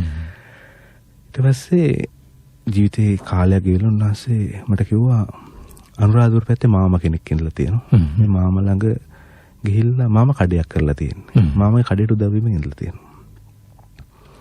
ඊට පස්සේ කොහොම හරි මම ජයජය මහත්තයා කාලේ රැකියාවක් එනවා ලොකු ස්වාමීන් වහන්සේගේ. එතකොට ගිහි ජීවිතේ නම ගමරාල්ලාගේ ලයනල් විජේරත්න. එතකොට මේ අපි ගිහි ජීවිතේ නමින් කතා කරනවා මේ ගමරාල්ලාගේ ලයනල් විජේරත්න කියන මේ තරුණයාට රැකියා අවස්ථාවක් එනවා. ඒක රජයේ රැකියා අවස්ථාවක්. මම හිතන්නේ මට මතක විදිහට මේ අධිකාරණ අමාත්‍යාංශයේ පිස්කල් තනතුරක් වගේ මොකක් හරි එහෙම තනතුරක් තමයි ලැබෙන්නේ. එතකොට කොහොම හරි මේ අවස්ථාව මේ කාලේ වෙනකොට අර ධර්මදේශනා කරමින් ඇවිදින පිරිසක් ස්වාමින් වහන්සේලා කීවනමගේ ධර්මයේ සෙවණේ කරන්න හම්බෙලා එකවරම තීරණය කරනවා නෑ මම පැවිදි වෙනවා. තමන්ට ලැබිච්ච අවස්ථාව තමන්ගේ බාල සහෝදරයාට යොමු කළා. අපි ස්වාමීන් වහන්සේ අපි එතකොට මේ ස්වාමීන් වහන්සේ නෙමෙයි එතකොට සමා වෙන්න මේ ලයනල් විජේරත්නගෙන් තරුණයා පැවිදි වෙනවා. මට ආපහු අවස්ථාව දෙන්න අපි අඳුරන්නේ අයිබෝවන්.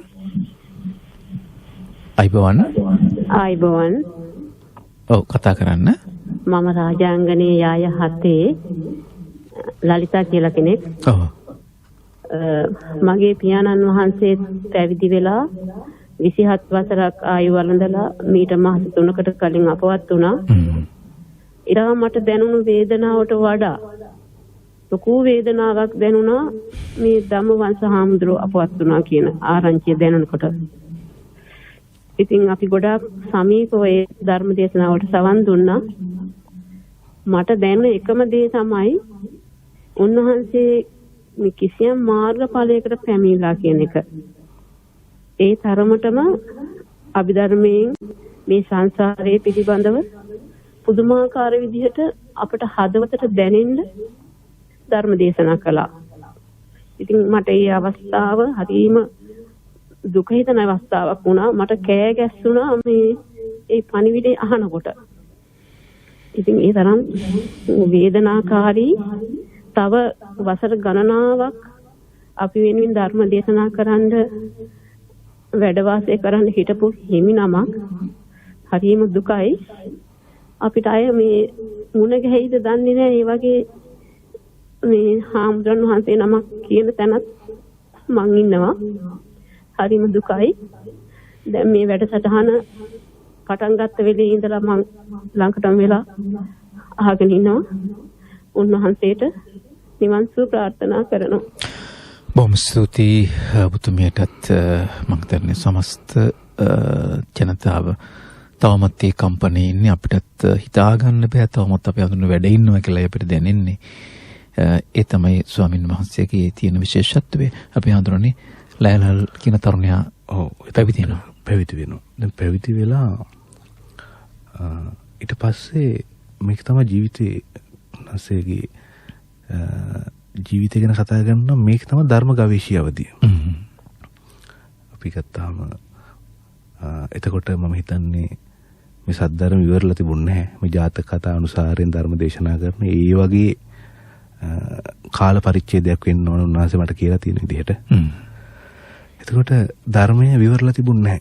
හැබැයි මේ කෙසේ හෝ මේ සංචාරක ස්වාමීන් වහන්සේලා කීපනමක්ගේ ධර්ම දේශනා ශ්‍රවණය කළා පැවිද්දට එන්න තීරණය කළා. ඊට පස්සේ පැවිදි වුණාට පස්සේ මම හිතනවා උන්වහන්සේට නිශ්චිත මාර්ගයක් පෙන්වන්න පුළුවන් මට්ටමේ ගුරුවරයෙක් හිටියේ නැහැ කියලා.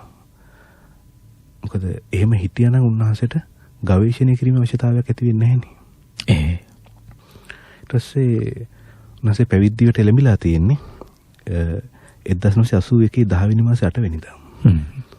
මේ පැවිදියට එළඹුණාට පස්සේ මේ ධර්මයේ ගවේෂණය කරමින් බිලිගල හිටපු මේ ලයින් ලුජරත් තරුණයා පැවිදියට එළඹුණා. පැවිදියට එළඹිලා ඊට පස්සේ ධර්මයේ ගවේෂණය කරන්න. උන්වහන්සේ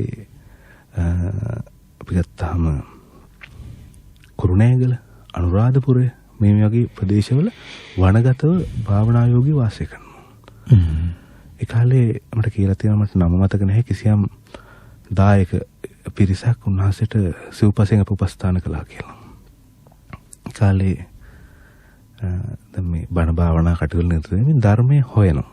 හැබැයි තාම හරියට ධර්මයේ මුණ ගැහිලා නැහැ, හම් වෙලා නැහැ. මට කියනවා ඒ කාලේ මේ විමුක්තිය මම දවස් 2-3 කතා නොකර ඉඳලා එකපාරට බණ කියන්න පටන් ගන්නවා. භාවනා කරමින් ඉන්නවා. කාත් එක්කවත් දවස් 2-3 කතා කරන්නේ නැහැ. ඊට පස්සේ එකපාරට බණ කියන්න පටන් ගන්නවා. එතකොට මේ ඔක්කොම උන්වහන්සේට තේරෙනවා මේ පසු කාලීන මට කියන්නේ ඇත්තට මේ කාලේ මම කළේ හරි බොළඳ දේවල්, මෝඩ දේවල් කියලා මට පස්සේ තමයි තේරෙන්නේ. මේ ධර්මික ගවේෂණය කරන කාලේ. ඊට පස්සේ කොහොමරි කුරුණෑගල පැත්තේ හෝ අනුරාධපුර පැත්තේ මට හරියට මතක නැහැ. උන්වහන්සේ දවසක් යමක් දිහා බලාගෙන ඉද්දි මේ බිත්තිය ගම සිදුරක් දොකතල මේක දිහා බලාගෙන ඉන්නවලු. බලාගෙන ඉන්නකොට උන්වහන්සේට මේ බිත්තිය සිදුර තුළින් විවිධ දේවල් පේනවලු. උන්වහන්සේ කියන පස්සේ කියන මම තේරුම් ගත්තා ලෝකෙ තියෙන්නේ බාහිර නෙමෙයි. ඒක උන්වහන්සේ මේ ධර්මයේ ගවේෂණය කරන කාලේ. ඊට පස්සේ මේ JVP කලබල වෙනවා. ඊට පස්සේ රජයෙන් නිවේදනයක් නිකුත් කරනවා. වර කියන වගේ ගුරු පරපුරක් නැතුව ආරණ්‍ය කැලෑ වාසියෝ කවුරු ඉන්නවනම් එයාලා අත්අඩංගුවට ගන්නවා කියනවා. එතකොට දැන් රටේ තියෙන තත්ත්වෙත් උන්වහන්සේ ආපහු බෙලිගලට වැඩම කරනවා. එතකොට උන්වහන්සේගේ ආදරණීය පියාණන් වහන්සේ පොඩි කුටියක් සකස් කරලා දීලා තියෙන බෙලිගල. මෙහෙම ඉද්දී අපේ පුසල් පන්සලේ ප්‍රධාන දායක මහත්තයෙක් ඉන්නවා සමරසිංහ කියලා. එතකොට ඒ පන්සලේ වැඩ වාසය කරලා තියෙන්නේ අපේ සීමරපිටිය ධම්මරතන හාමුදුරුවෝ. සීමරපිටිය ධම්මරතන හාමුදුරුවෝ වයෝවෘද්ධයි. එතකොට මේ පන්සලේ කටයුතු පවත්වාගෙන යන්න කෙනෙක් නැතිව මේ ඒ දායක පිරිස උදු මහත්තයා එහෙම නැත්නම් සමරසිංහ මහත්තයා ප්‍රධාන කියන දායක පිරිස හොයනවා තරුණ හිමිනමක්. එහෙම හොයනකොට ආරංචියක් හම්බ වෙනවා. බෙලිගල මෙහෙම తాවකාලිකව සකස් කරපු ආවාසයක තරුණ ස්වාමීන් වහන්සේ නමක් වැඩ වාසය කරනවා කියලා. මෙයාලා මොකද කරන්නේ? මේ තරුණ ස්වාමීන් වහන්සේ හොයන්න යනවා. මේ තරුණ ස්වාමීන් වහන්සේ වෙන කවුරුත් නෙමෙයි අපේ බෙලිගල මෙමුරේ ධම්මජ ස්වාමීන් වහන්සේ. ඉතින් උන්වහන්සේට ආරාධනා කරනවා මෙහෙම පන්සලක් තියෙන ඉල බාර ගන්න කියලා. මම දන්නේ ඇයි කියලා උන්වහන්සේ පළවෙනි පාර මේ ආරාධනාව ප්‍රතික්ෂේප කරනවා. දැන් తాවකාලික ආවාසයක වැඩ වාසය කරන හිමිනමකට පන්සලක් තියෙනවා මේක ඇවිල්ලා අයිතිය බාර ගන්න කියලා කතා කරලා මේක ප්‍රතික්ෂේප කරනවා කියන එකත් හරි හිතා ගන්න අමාරු මට්ටමේ දෙයක්. කොහමද දෙවෙනි වර ආරාධනා කළාම උන්වහන්සේ ඒක පිළි අරන් තියෙනවා. පිළි අරගෙන උන්වහන්සේ වැඩම කරනවා අපේ කෑගල පුසල් ශිපුන්නොද්දාරාමයට. ඊට පස්සේ අපේ සීබලාපිටිය ධම්මරතන නායක ස්වාමීන් වහන්සේ යටතේ උපසම්පදාවටපත් වෙනවා. උපසම්පදාවටපත් වෙන්නේ 1989 ජූලි මාසේ. අලව්වේ මායුදුකේම සීපාවෙත් තමයි උපසම්පදාවටපත් වෙන්නේ. ඒ ජීවිත කාලය තුළ අපි දැන් ගුරු ස්වාමීන් වහන්සේට අපේ ගුරු ස්වාමීන් වහන්සේ වෙච්ච සියඹලාපිටිය ධම්මරතන ස්වාමීන් වහන්සේට පුදුම විදිහට ආදරෙන් අපුපස්ථාන කළා කියලා උන්වහන්සේ මට කවදාත් කියලා නැහැ මම ගුරුවරයාට මෙහෙමයි සැලකුවේ කියලා. හැබැයි සුදු මහත්තයා නැත්නම් අපේ ලොකු ස්වාමීන් වහන්සේව පුස්සැල්ලට වඩම්මන්න මූලිකත්වයකට සමරසිංහ මහත්තයා එක්දම ඒ සමකාලීන පිරිස කතා කරද්දී කියලා මේ මෙහෙම හරි ගරුත්වයෙන් අපේ සියඹලාපිටිය ධම්මරතන හාමුදුරන්ට නැත්නම් අපේ ගුරු ස්වාමීන් වහන්සේට සැලකුවයි කියලා. අපි විරාමයට ගිහිල්ලා අපේ ගෞරවනීය ස්වාමින් වහන්සේ පිළිබඳව තවත් තොරතුරු කතා කරමු. අපේ රත්නපුර ධම්මවිමුක්ති ස්වාමින් වහන්සේ අදහස් ඉදිරිපත් කරන විලාසයේදී මම බලා හිටියා. ඒ ස්වරයත් අපේ බෙලිගල මෙම්රිය ධම්මෝත ස්වාමින් වහන්සේගේ ස්වරයමයි, ඒ කතා විලාසයමයි. මම හිතනවා ස්වාමින් වහන්සේ අවබෝධ කරගත් දේශනා කළ ධර්මයනොත් අපේ ගෞරවනීය ධම්මවිමුක්ති ස්වාමින් වහන්සේ පරිපූර්ණයි කියලා මට දැනෙනවා. ස්වාමින් වහන්සේ එක්ක මේ සංවාදය යෙදෙනකොට අපි විරාමයක් අරගෙන පැයපත් වලින් පස්සේ යලි මේ අපේ ගෞරවනීය ස්වාමින් වහන්සේ පිළිබඳව ඒ ශ්‍රේෂ්ඨ චරිතය ස්මරණය කරමු. මේ සමාජයේ ආගමික වශයෙන් බාහිර දෙයක් දකින්නේ. බාහිර චාරිත්‍ර ආරිත්‍ය ඇඳුම් පැළඳුම් ක්‍රියාකාරකම් ආගමික කියලා තමයි බොහෝ දෙනා සලකන්නේ. නමුත් මම දකිනවා ඇතුළතින් යන්නා වූ සර්වාගමික වක් තියෙන්න ඕන. මෙන්න මේක නැති එක තමයි මේ දකින්නේ. තවත් සාලි මහත්තයා ඉදිරිපත් කරපු වචනිකුත් මම මෙතන කියන්න කැමතියි. ඔය කොරහේ කිඹුල්ල දකින්නවා කියලා කියනවා.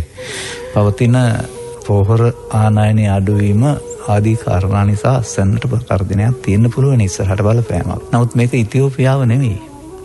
මේක පුරාම අවුව වැස්ස වැටෙන හරිත එකක්. එතකොට ඊළඟ අවුරුද්දේ වැස්සේ නැත්නම් තමයි ඔය කියන විදිහට අස්සන්න. නැත්නම් වැස්ස වැස්සොත් අපිට ඔය කියන තරමට ඔය හානියක් වෙන්නේ නැහැ. මොකද ස්වභාවික ඔය පොල් ගස් හැදෙන්නේ හරි අනිත් ගස් හැදෙන්නේ ඔක්කොම පොල් දාලා නෙමෙයි මේ රටේ. කොස් දෙක ටික හරි තියෙනවා. ඔය හින්දා බය කරන්න හොඳ නැහැ කල් තියා. නමුත් ප්‍රවේශම් කරගන්න එක අර්පිරිමැස්ම හොඳයි. ඒ වගේම පෙර සූදානම හොඳයි.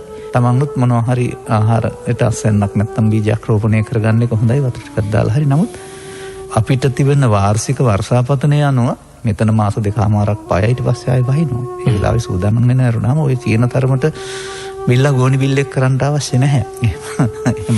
එහෙම බැරි වෙලා වෙන්න පුළුවන්. නමුත් ඒත් මුණ දෙනවා අරුණාම බය වෙලා හරියන්නේ නැහැ නේ. දැනුවත් කිරීම තුළ මුණ දෙන්න උගන්වනවා අරුණාම බය කරලා හරියන්නේ නැහැ. ඉතින් සමහර අය ඉතින් මේ ඔය ඉස්සරත් ඔහොම මම දැක්කා. ඔය රාජ්‍ය පාලනයේ ඉස්සරත් පාලක වෙන හැටි පිළිබඳ සුන්දර අනාවැකි කියනවා. එහෙම නැත්නම් මේ වගේ අනාවැකි කියනවා. මිනිස්සු බය වෙනවා. දැම්මම බය වෙන්න නෙමෙයි ඕන. හරි එහෙම වෙන්න පුළුවෙනි. මොකද ඒකට මුහුණ දෙන්න සූදානම් වෙනවා අරුණාම අපේ ජීවිත කාලය තුළ අපි දකින්නේ නැහැ හැම දුර්භික්ෂයක් තිබුණායි කියලා. කලාතුරකින් එහෙම තියනවා කියලා තියෙනවා. නමුත් මෙතන මුල් අවුරුද්දේ වැසි ගොඩාක් තිබුණා. දැන් මෙතන අඩු වෙලා තියෙනවා මොකක් හරි හේතුවකින්. අපිට මේ දවස්වල තියෙන ඕන වැස්ස වෙන රටක ඇත්තේ ලංකාවේ නැහැ. ඉතින් එහෙම වෙයි කියලා දිගටම හිතන්නේ නැහැ. ඒ නිසා ඉතින් වෙනවා නම් තව මාස 3-4ක් යනකොට අපිට ඒකට හැඩ ගැහෙන්න කල් තියෙනවා. බය වෙන්න නෙමෙයි ඕන. තමන්ට හැකි පරිදි සූදානම් වෙන්න ඕන. සසුන කාලීන සංවාද මණ්ඩපවලට වැඩම කළ අපේ හාමුදුරුවෝ ඒ කාල සීමාවට ගැළපෙන සමාජය දැනුවත් කළ යුතු මාතෘකාවෝසෙයි සසුන පෝෂණය කළේ. හරි සමබරයි අපේ හාමුදුරුවන්ගේ දහම. සමහර අවස්ථාවන් වල සමහර වැස්සුණු දහම් කාරණා නැත්තම් වස්සපු නැත්තම් වහපු දහම් කාරණා සහ මතු නොකරපු දහම් කාරණා පිළිබඳව කාගෙත් හිත නොරිදෙන ආකාරයට ඉඟි පළ කරමින් ඒ අවශ්‍ය පැත්ත අපිට පෙන්වා දෙන්නට කටයුතු කළා. සසුන කාලීන සංවාද මණ්ඩපයට වඩින්න කියලා මම ආරාධනය කළ මොහොතේ ස්වාමින් වහන්සේ කිව්වේ තාම මම ඒකට සුදුසු නැහැ සාලි මහත්තයා. ධර්මදේශනා ටිකක් කරමු. අපි කරලා ඒ ධර්මදේශනාවට තියෙන ප්‍රතිචාර අනුව අපි ඉදිරියේදී බලමු සසුනට වඩින්න කියන ඉල්ලීම කළේ. මම ආරාධනා කළ විගසම සසුන බාරගත්තේ නැහැ. අපි ඊට පස්සේ අවුරුද්දකට විතර පස්සේ තමයි දැන් අපිට පුළුවන් කියන තැන ඉඳලා කරේ. මම දකින දේ තමයි කිසි දෙයක් එහෙම බදාගෙන එහෙම නැත්නම් ශනිකව ගන්න නෙමේ. හරි පියවරෙන් පියවරට ක්‍රමානුකූලව ජීවිතය පවත්වාගෙන ගිය මහා යතිවරයන් වහන්සේ නමක් පූජ්‍යපාද බිලිකල මෙමුරිය ධම්මවංශ අපේ හාමුදුරුවෝ. අද මේ ශ්‍රේෂ්ඨ චරිතය පිළිබඳව මේ පැය දෙකේදී කතා කරලා ඉවර කරන්න බෑ අපට. කොහොමවත් සංක්ෂිප්තව කතා කළ යුතු තැන් හොයාගෙන කතා කරනවා. වැඩ සිටින්නේ ගෞරවනීය ස්වාමීන් වහන්සේගේ ශිෂ්‍ය රත්නයක් වන පූජ්‍යපාද රත්නපුර ධම්මවිමුක්ති අපේ ගෞරවනීය ස්වාමීන් වහන්සේ. ඔබටත් කතා කරන්න පුළුවන් 066 22 83 600 066 22 83 600 අපේ දුරකථන අංක. අපේ හඳුරන්නේ ඔබ වහන්සේ ගුරු පූජාවන් නැත්තම් ගුරුවරයාට දැක්විය යුතු යුතුයකම ඉටු කලාය කියලා සෑහීමකට පත්වුණු අවස්ථාවක් මට විරාමයේදී සිහිපත් කළා.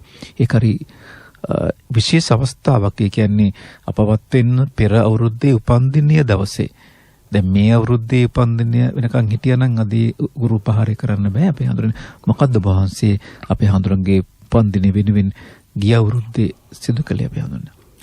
ඔව් ගිය අවුරුද්දේ සාලිය මහත්තයා දැන් නොවැම්බර් 29 අපේ නායක ස්වාමීන් වහන්සේගේ ජන්මදිනයේදී තිබුණේ. එතකොට මට අවශ්‍ය වුණා මට පැවිද්ද දුන්න. ඒ වගේම මේ සංසාර ගමනෙන් ගැලවෙන්න අවශ්‍ය කරන ගුරුහරුකම් දුන්න. ගිහි ජීවිතෙන් ගැලලා පැවිද්දට එන්න පුළුවන් මට්ටමේ හිත හදන මහා ධර්ම දේශනාවක් කළ උන්වහන්සේට මගේ ගරුත්වය දක්වන්න, උන්වහන්සේ වෙනුවෙන් කරන්න තියෙන කෘතවේදීත්වය දක්වන්න අවශ්‍ය වුණා. මොකද මම විශ්වාස කරනවා උන්වහන්සේට අපත්‍යයෙන් පසු යමක් අවශ්‍ය වෙන්නේ නැහැ, යම් පුණ්‍ය අනුමෝදනාවක් අවශ්‍ය වෙන්නේ නැහැ කියලා. මොකද අපි කියනවා වගේ පින් ලැබිය හැකි පිරිසුත් ඉන්නවා, පින් අනවශ්‍ය කට්ටියක් ඉන්නවා. ඉතින් ඊට පස්සේ මම සූදානම් වුණා මට උදව් උපකාර කර පිරිසක් හිටියා, මගේ හිතවත් පිරිසක්. මට අවශ්‍ය වුණේ උන්වහන්සේ හැම වෙලෙම සමාජ සේවයක් කළ නැතුව දානයක් දීලා එහෙම දෙයකට උන්වහන්සේ සතුටු වුණේ නැති බැරි කට්ටියට උදව් උපකාර කරලා, ඉගෙන ගන්න පුළුවන් ළමයින්ට ආකාරයෙන් උදව් උපකාර කරලා, මේ වගේ සමාජයේ නැති බැරි පිරිසක් ඉන්න ඒ කට්ටියට යමක් කරලා තමයි උන්වහන්සේ සතුටු වුණේ. ඉතින් මට අවශ්‍ය වුණේ හින්දා උන්වහන්සේගේ උපන්දිනේට අයගම රාහුල විද්‍යාලයට අංග සම්පූර්ණ පුස්තකාලයක් හදලා දීලා, ඒ වගේම මම ඒ වැඩේ තමයි පටන් ගත්තේ. මගේ ඒ හිතවත් පිරිසක් අහු කරගෙන ඊට පස්සේ තව පිරිසක් වනේ මටත් මේකට දායක වෙන්න ඕන. ඊට පස්සේ මම කිව්වා දැන් මේකට දායක වෙන්න බෑ, එහෙනම් මීට සමගාමීව තව එකක් කරමු.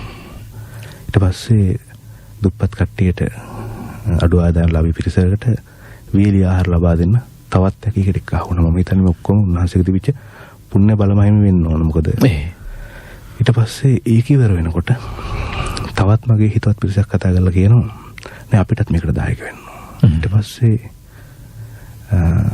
මම බැලුවා තව දෙන්න කරන්න පින්කමක් නෑ, මේ ප්‍රදේශයේ එක දවසේ කරන්න පුළුවන් එකක් වෙන්න එපා. ඊට පස්සේ මම අයගම MOH එකේ සෞඛ්‍ය වෛද්‍යවරුන්ට කතා කළා. මම කිව්වා මෙහෙම එකක් තියෙනවා.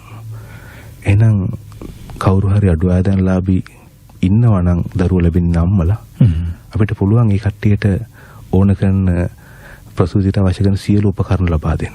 ඊට පස්සේ අපිට එහෙම 15 දිනකගේ නම් ලිස්ට් එකක් ආවා. එතකොට ඒකත් මේකට සමගාමීවම අපි ලෑස්ති කරගත්තා. එතකොට ඇත්තටම මම ලෑස්ති කළේ අර පාසලට අවශ්‍ය කරන පුස්තකාල පොත් ලබා දීම ටික විතරයි. හැබැයි මේ උන්වහන්සේගේ තියෙන පුණ්‍ය බලමයි මම හිතන්නේ මේ තව දේවල් මේකට එකතු වුණා. ඒක ඉවරනකොට තව කට්ටියක් කතා කරලා කියනවා අපිට ස්වාමීන් වහන්සේ මේ ළමයි 100කට අභ්‍යාස පොත් ලබා දෙන්නත් පුළුවන්. සියලු පාසල් උපකරණ. ඉතින් ඒකත් මේකට එකතු වුණා. එහෙනම් ඒක විශාල පින්කමක් වුණා. ඊට පස්සේ තව දෙන්නෙක් කතා කරලා කියනවා අපිට ලොකු ස්වාමීන් වහන්සේගේ ධර්ම දේශනා දෙකක් ප්‍රචාරය කරන්න ඕන. ඒ දවසේ මේකට දාගත්තා. එතකොට මේ එක දවසේ උන්වහන්සේගේ උපන්දිනය වෙනුවෙන් මේ වගේ පින්කම් රාශියක් ඉදුණා. මම ඇවිල්ලා මෙහෙම දෙයක් කරනවා කියලා උන්වහන්සේට ආරාධනා කළාම උන්වහන්සේ අර කියනවා වගේ හරුපිකසාගතෝ මගේ ගෝලියෙක් මෙහෙම දෙයක් කරනවානේ කියලා මහා සතුටක්වත් මං වෙනින් ගෝලිය කිසිම දෙයක් කරන්නේ නැහැ නේ කියලා දුකක්වත් එහෙම දෙයක් පෙනුන්නේ අපි කලින් අවුරුද්දේ එහෙම කරලා තිබුණෙත් නෑ. ඒ වෙලාවෙත් ඒ විදිහමයි. මෙහෙම දෙයක් කරනවා කියලා කිව්වහම ඒ වෙලාවෙත් ඒ විදිහමයි. හැම දෙයක්ම උපේක්ෂාවෙන් අපි උපේක්ෂාවෙන් දරාගත්ත. අපි හඳුරන්නේ මං අර කිව්වේ තාත්තා කෙනෙක් වගේ කරුබෝහන්සෙත් ඒ කාරණාව කිව්වා. දේශනා කළා. දැන් දඹුල්ලට එනකොට පන්සලේ මොනවද හැදිලා තියෙන රඹුටන් කාලේ රඹුටන් පෙට්ටියක්. අඹ කාලේට අඹ පෙට්ටියක්. එහෙම නැත්නම් පන්සලට මොන හරි ලැබිච්ච වැඩිපුර දෙයක් තියෙනවා නම් පෙට්ටියක බෑග් එකක දාගෙන තමයි අපි හඳුරු වඩින්නේ. තාත් එක්ක එනවා වගේ අපිට දැනෙන්නේ. අපේ හඳුරන මං කීපවතාවක් පුස්සල් මේ පුණ්‍යෝදරාම විහාරස්ථානයට පැමිණියා. බොහොම ලස්සනයි සුන්දරයි මල් වගා කරලා පළතුරු වගා කරලා මේ සැලසුමත් අපේ හාමුදුරන්ගේද මේ පරිසරය පිළිබඳවත් අපේ හාමුදුරුවෝගේ තිබුණාද වඩාත් උනන්දුව? ඔව් සාලි මහත්තයා මම හිතන්නේ සාමාන්‍යයෙන් පරිසරවේදියෙක් ඉන්දියාද කියලා පුස්සැල් ප්‍රදේශයේ අපේ ධම්මස් ස්වාමීන් වහන්සේ තරම් මම දන්නේ උන්වහන්සේ සැබෑම පරිසරවේදියෙක්. උන්වහන්සේ දැනන් හිටියා මෙන්න මේ කාලේට වැස්ස එනවා. මේ කාලෙට මේවට පෝර දාන්න ඕන. මේවට මේ ගහේ මල්ලෙන් මේ જાතිය පෝර දාන්න ඕන. එතකොට මේකට මේ කාලෙට කප්පාදු කරන්න ඕන. මේ වගේ මහා දැනුම් සම්භාරයක් තිබුණා මේ ගස් කොළන් ගැන, පරිසරය ගැන. මේවා කොහොමද රෝපණය කරන්න ඕන? පෙලක් දේවල් උන්වහන්සේ කරන බලන් ඉඳලා මාත් ඉගෙනගත්ත දේවල් තියෙනවා. කියන්නේ හරි අපි ක්‍රියේටිව් නැත්නම් ක්‍රියාශීලී ඒ වගේම හරි නිර්මාණාත්මක මනසක් තිබුණා. කොයි වෙලාවෙවත් කතා කරන්න විමුක්තිය එන්න මේ මට මේ වැඩේට උදව් කරන්න කවදාවත් එහෙම නෑ. උන්වහන්සේ මේ මල් වලට වතුර දාන්න උන්වහන්සේ මල් වලට වතුර දානවා. එතකොට ඒක දැක්කහම මම තේරුම් ගන්නව නෑ ගුරුවරයා විශ්වාස හොඳ නෑ මම මල් මාල් දෙන මම වතුර දානවා. එහෙම නැත්නම් අපි මූර්තිය ස්වාමීන් වහන්සේ නැත්නම් අපි කවුරු ඒ ගෝල ස්වාමීන් වහන්සේම කියලා ඒ වැඩේක බාර ගන්නවා. කවදාවත් කියන්නේ මේ වැඩේ කරන්න කියලා. උන්වහන්සේ නිරත වෙනවා. එතකොට අපි තේරුම් ගන්න ඕන එහෙනම් තාත්තා විශ්වන්න හොඳ නෑ කියන කාරණාව. ඉතින් ඒ විදිහට තමයි කටයුතු කළේ සාලිමත් ගිහින් තියෙන දැන්නෝ. මනා සැකස්මක් තියෙන පන්සලේ පරිසර සංවිධානයේ. ඒ සැකස්ම උන්වහන්සේගේ මිසක් වෙන උද්‍යාන අලංකරණ ශිල්පියෙක්ගේ නෙවෙයි. අපි ආදාහනට ඇද්දිත් දැක්ක ගස්වල පළතුරු පිරීලා තියෙනවා මල් හැමතැනම වගා කරලා මල් ලස්සන මල් පිපිලා තියෙනවා. පුදුමාකාර පිරිසිදුකමක් පිළිවෙලක් පන්සල තුල තියෙන. ආයිබෝන් ඔබට. ආයිබෝන්. ස්වාමීන් වහන්සේ හා සාලි මහත්මයාගේ අවසරයි. මම සිරාන්තර කොට්ටේ ගොවියෙක්. ඔව් මහත්මයා. මේ ස්වාමීන් වහන්සේගේ අපවත් වීම ගැන අහපු සෙනඟව අපේ පවුලේ සියලු දෙනා බොහොම කම්පණයටපත් වුණා අපේ මහත්තයා. මේ පණවිඩ ඉස්ලාම ශ්‍රාන්ති ගුවන්විදුලි ගෙන් නැවලා තිබුණේ මගේ බිරිඳට ඒ වෙලේ කතා කරලා මේ පණවිඩක් තියෙන අනේ අහලා බලන්න කියලා.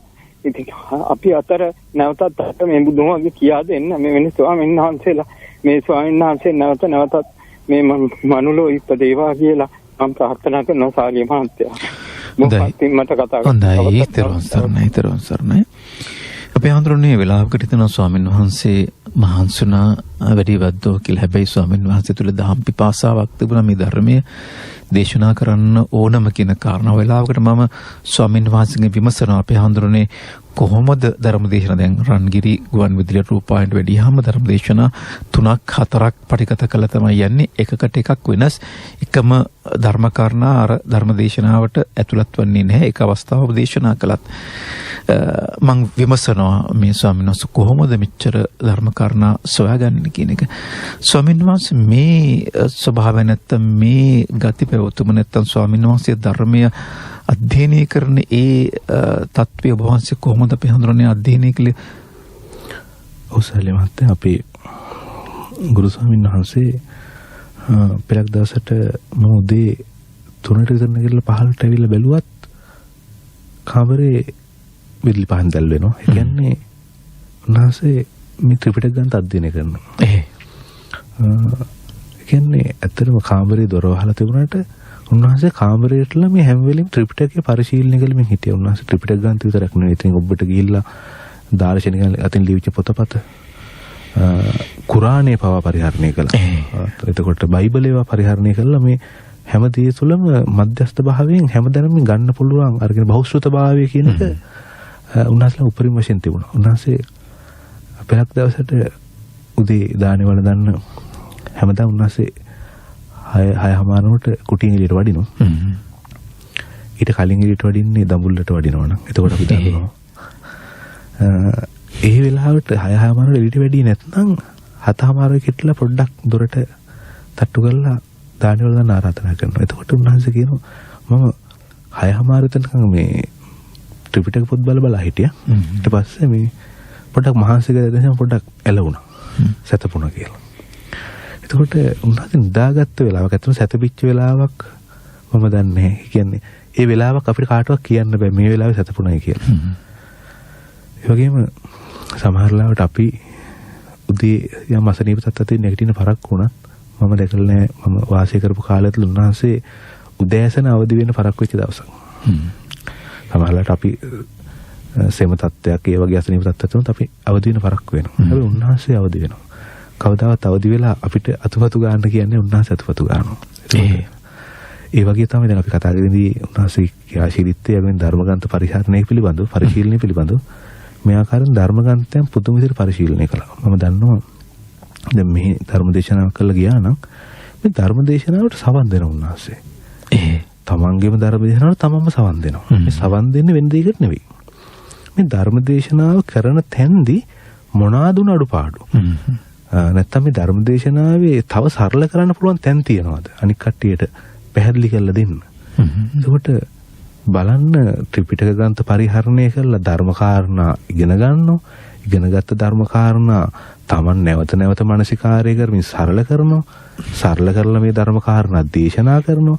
දේශනා කළා වූ ධර්මකාරණා නැවත නැවත සමන් දෙමින් බලනවා. තව කොහොමද මේක සරල කරන්න පුළුවන්? තව මොන උදාහරණයක් අරගෙනද මේක තවත් සරලව ජනතාවට බෙදා දෙන්න පුළුවන්. එතකොට මේ තරම් මම දන්නේ මේ ත්‍රිපිටක ධර්මයේ නිවැරදිව ජනතාවට බෙදා දෙන්න ඒක මේ ලාභ සත්කාර කීර්ති ප්‍රශංසා බලාපොරොත්තු වෙන්නේ නෙවෙයි. හුදෙක්ම මේ අර අපි කියනවා බහුජන හිතාය බහුජන සුඛාය කියන බුද්ධ වචනය අර්ථවත් කරපු ස්වාමීන් වහන්සේනමත් තමයි අපේ බෙලිගලි මුද ධම්ම ස්වාමීන් වහන්සේ. එතකොට ඒ අර්ථයෙන්මයි අනිත් කට්ටියට යහපතක් කරන්න කියන තැන ඉඳන් මේ තරම් වෙහෙස මහන්සි වෙච්ච හිමිනමක් මම හිතන්නේ මෑත කාලීන අපිට ඉදිරිපත් කරන්න පුළුවන් කියලා මම දන්න විදිහට. නාලිකා ගණනාවක ස්වාමීන් වහන්සේ ධර්මදේශනා පැවැත්වුව අපි හඳුරන්නේ මේ දහම් මෙහෙවර ඔබ වහන්සේ මම හිතන තවත් අපිට පැහැදිලි කළොත් සහ විස්තර කළොත් මම හිතනවා වටිනවයි කියලා අපි හඳුරන්නේ. පෙරකලාට සාලි මහත්මයා දැන් සාමාන්‍යයෙන් අපි තරුණ වයසේ යම් මට්ටමක තරුණ වයසේ. එතකොට මට මම කල්පනා කරලා බලුවොත් දිනකට ධර්මදේශනා 10ක් පටිගත කරන්න පුළුවන්ද? පටිගත කරන්න දේශනා කරන්නවත් පුළුවන්ද කියලා කල්පනා කරලා බලුවොත් ඇත්තටම මට අවංකවම දෙන්න උත්තරේ ඒක බෑ. ඒකට අපි පරිපූර්ණ නෑ. හැබැයි ප්‍රඥානාලිකාවෙන් විහාරස්ථානයට එනවා අපේ නායක ස්වාමීන් වහන්සේලාව ධර්මදේශනා පටිගත කරව ගන්න. එතකොට දිනකට ධර්මදේශනා 10 පටිගත කරන දවස් තියෙනවා. 10ක්. ඔව්. එතකොට මේක ස්වල්පයක් නෙමෙයි. ධර්මදේශනා 10ක් කියන්නේ විශාල ප්‍රමාණයක්. එතකොට එකිනෙකට වෙනස් සූත්‍ර පාඨ මේවට අරමුණු මේ මාතෘකා පාඨ කරගන්නේ. එහෙම මාතෘකා පාඨ කරගෙන මේ ධර්මදේශනා දවසට 10ක් කරනවා. හැබැයි කිසි වෙහෙසක් නැහැ. මම අහනවා නායක හඳුරන්නේ. මහන්සි නැද්ද? තියෙන එකම මහන්සිය තමයි මේ ගොඩක් කළ වාඩිලා හිටියාම පොඩ්ඩක් මේ බඩ පිපෙන ගතියක් වගේ තියෙන විමුක්ති වෙන නම් මොකුත් නැහැ. කියන්නේ දේශනා කිරීමේ මහන්සියක් නෙමෙයි තියෙන්නේ. උන්වහන්සේට එහෙම ආවතනේ කායික වෙහසක්. ඒක අර හැබැයි අර ධර්මයේ බෙදා දීම තුළ එන ආත්ම තෘප්තිය හින්දා එහෙම නැත්නම් ඒ මානසික සුවපත් භාවයේ හින්දා උන්වහන්සේට මම හිතනවා ඒක දැනුන්නේ නැහැ කියලා කොයි වෙලාවෙවත්. සාලි මහත්තයා කලින් සඳහන් කළා වගේ ධර්මයේ බෙදා දීම පිළිබඳ මහ පිපාසාවක් තිබුණා. මහා උනන්දුවක් තිබුණා. හැම වෙලෙම පෙළක් වෙලාවට යම් ධර්මදේශනාවක් උන්වහන්සේ ශ්‍රවණය කළාම නැවත ශ්‍රවණය කළාම තමන්ගේම ධර්මදේශනාව නැවත ශ්‍රවණය කළාම උන්වහන්සේ හිතුණා නම් මේක මේ හුදි ජනතාවට ගොඩක් අපෝපකාර වෙයි ධර්ම අවබෝධයට කියලා උන්වහන්සේ තමන් අතින් මුදල් වී පැහැදන් කළා මේක නැවත ප්‍රචාරය කරනවා. එහෙම ස්වභාවයක් ස්වාමීන් වහන්සේගේ තිබුණා. දැන් මෙහෙ වුණත් ස්වාමීන් වහන්සේ මම ඒකට මුදල් දෙන්නම් ඒක ප්‍රචාරය කරන්න. සල්ලි මහත්මයා මට මගේ පොත්වලට කොහෙන් සල්ලි වැටෙනවද දන්නේ. සල්ලි වැටෙනවා මම මේවා හැම දෙයක්ම කරන්නේ ධර්ම ප්‍රචාරය උදෙසා මටව තියාගෙන වැඩක් නැහැ කියන එක නිරන්තර කියනවා අපි හඳුරන්නේ. හැම වෙලාවෙම උන්වහන්සේ බලාපොරොත්තු වෙච්ච දෙයක් තිබුණා. දැන් අපිටත් කිව්ව එකම දේ තමයි යමෙක් ධර්මයේ දේශනා කරන්න කලින් බහුශ්‍රුත වෙන්න ඕන ධර්මදර වෙන්න ඕන. නැත්නම් මේ ත්‍රිපිටකය කියන එකේ උඩින් බැලුවහම යම් අදහසක් ඔබට එයි. හැබැයි ගැඹුරු අර්ථය ඉවර කරන්න ඒක විවරණය කරගන්න බෑ. ඔබට මේ පිළිබඳ හොඳ බෞද්ධතාවයක් නැත්තම්. විතරම අපිට කිව්වේ දේ තමයි පුළුවන් තරම් ඔබ ත්‍රිපිටකය අධ්‍යයනය කරන්න. එතකොට පාලි භාෂාව ඉගෙන ගන්න. උන්වහන්සේ ඇත්තටම කැමති වුණේ අපිව මේ ධර්ම කාරණා ඉගෙන ගන්නවත් පාලි භාෂාව ඉගෙන ගන්නවත් පිරිවෙන් අධ්‍යාපනයට යොමු කරන්න. උන්වහන්සේ හැම වෙලෙම කිව්ව දේ තමයි මේ සම්බුද්ධ ශාසනයේ ඉතිහාසයේ ඉඳලම ගුරුවරයා තමයි ගෝලයාව හැදුවේ. නැතුව ගෝලයෙක් හික්මවන්න වෙන කවුරුත් අවශ්‍ය නැහැ. ඒ උන්වහන්සේට හැකියාව තිබුණා. අර කියන වගේ බුදුරණවහන්සේ කියන ගුරුවරයෙක් විසින් ගෝලයෙක් නිර්මාණය කරනෝනේ ගුරුවරයා හතුව තියෙන සුසුකම් මොනවාද කියලා. ඒ සුසුකම් සියල්ල උන්වහන්සේට තිබුණා. උන්වහන්සේ විනය පිළිබඳ මනා දැනුමක් තිබුණා. සූත්‍ර පිටක පිළිබඳ මනා දැනුමක් තිබුණා. අභිධර්ම පිටක පිළිබඳ පුදුමාකාර දැනුමක් තිබුණා. මේ ත්‍රිපිටකය පිළිබඳව මනා දැනුමක් තමයි. ඉතින් ඔබට ගියාම උන්වහන්සේ පෙර අධ්‍යයනය කරලා තිබුණා. මේ කියන සියල්ල උන්වහන්සේ කිව්වනම් මේ අටුවාව කියන එක මේකට අවශ්‍යද නැද්ද කියලා උන්වහන්සේ කිව්වනම් ඒ කිව්වේ අධ්‍යයනයකින් පස්සේ. අධ්‍යයනය නොකර යමක් කිව්වේ නැහැ. මේ ග්‍රන්ථ සියල්ල පරිහරණය කළා, අධ්‍යයනය කළා.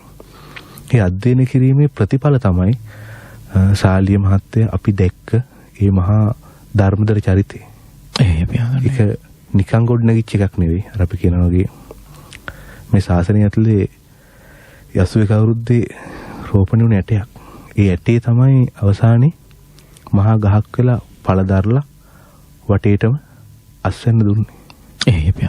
එතකොට ඒ ඇටයක් විදිහට 81 වර්ෂයේ රෝපණය වෙච්ච ඒ ධම්මවංශ ස්වාමීන් වහන්සේ කියන ඒක මහා වෘක්ෂයක් වෙන්න උදව් උපකාර කරපු පිරිසක් උන්වහන්සේට හිටියා. විශේෂයෙන්ම මේ ත්‍රිපිටක ග්‍රන්ථ ටික තමයි ඊරින් විවිධ දාර්ශනික ලියු පොත්පත් උන්වහන්සේත් එක්ක කතා කළොත් ඒ කාලේ උන්වහන්සේ කියවල නැති පොතක් නැහැ. ඒක හරි අමුතු දෙයක්. කොයි පොතක් ගැන ඇහුවත් කියනවා ඕක මෙහෙමයි තියෙන්නේ. එතකොට පිටරටේ තිය දාර්ශනික ලියු පොත්පත් පවා කියවලා තිබුණා.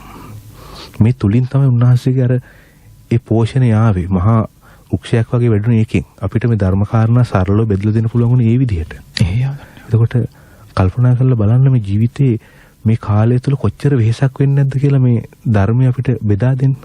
හිතන්නවත් බෑ ස්වාමීන් වහන්සේ වෙහෙසන. මම නිතර අහනවා අපි හඳුනන්නේ ඇත්තම වෙහෙස නැද්ද වහන්සේට කියලා. අපි හඳුනන්නේ අපි රාමයට යන්න ඕන ස්වාමීන් වහන්සේගේ ධර්මයට පැහැදුණු බොහෝ අය ස්වාමීන් වහන්සේට පෙරලා කෘතෝපකාර කළා. මම හිතන්නේ විහාරස්ථානයේ නිර්මාණය කිරීම ඇතුළු බොහෝ කටයුතු වෙනුවෙන් බොහෝ දායක ස්වාමීන් වහන්සේ සමග හිටියා නේද අපි හඳුනන්නේ? ඔව්. කියන්නේ මේ පුස්සල් විහාරස්ථාන ඉස්සර තිබිලා තියෙන්නේ ශාලී මහත්තයා බොහොම පොඩි ස්ථානයක්. ඊට පස්සේ අපි ස්වාමීන් වහන්සේ ධර්ම දේශනා පටන් ගත්තට පස්සේ උන්වහන්සේගේ ධර්ම ශ්‍රවණය කළා. මේ ඒ ධර්ම දේශනා කළා වූ ධම්මර්ධම් ප්‍රතිපදාවේ නිරත වෙලා තේරුණාට පස්සේ මේ දේශනා කරන ධර්මයේ නිවැරදි කියලා මේ පිරිස අතරින් කීප දෙනෙක් ඉදිරිපත් වෙන පන්සල හදලා දෙන්න. මම දැන් නුවර පැත්තේ මහත්මයෙක් මට නම් මතක නැහැ හරියටම කවුද කියලා.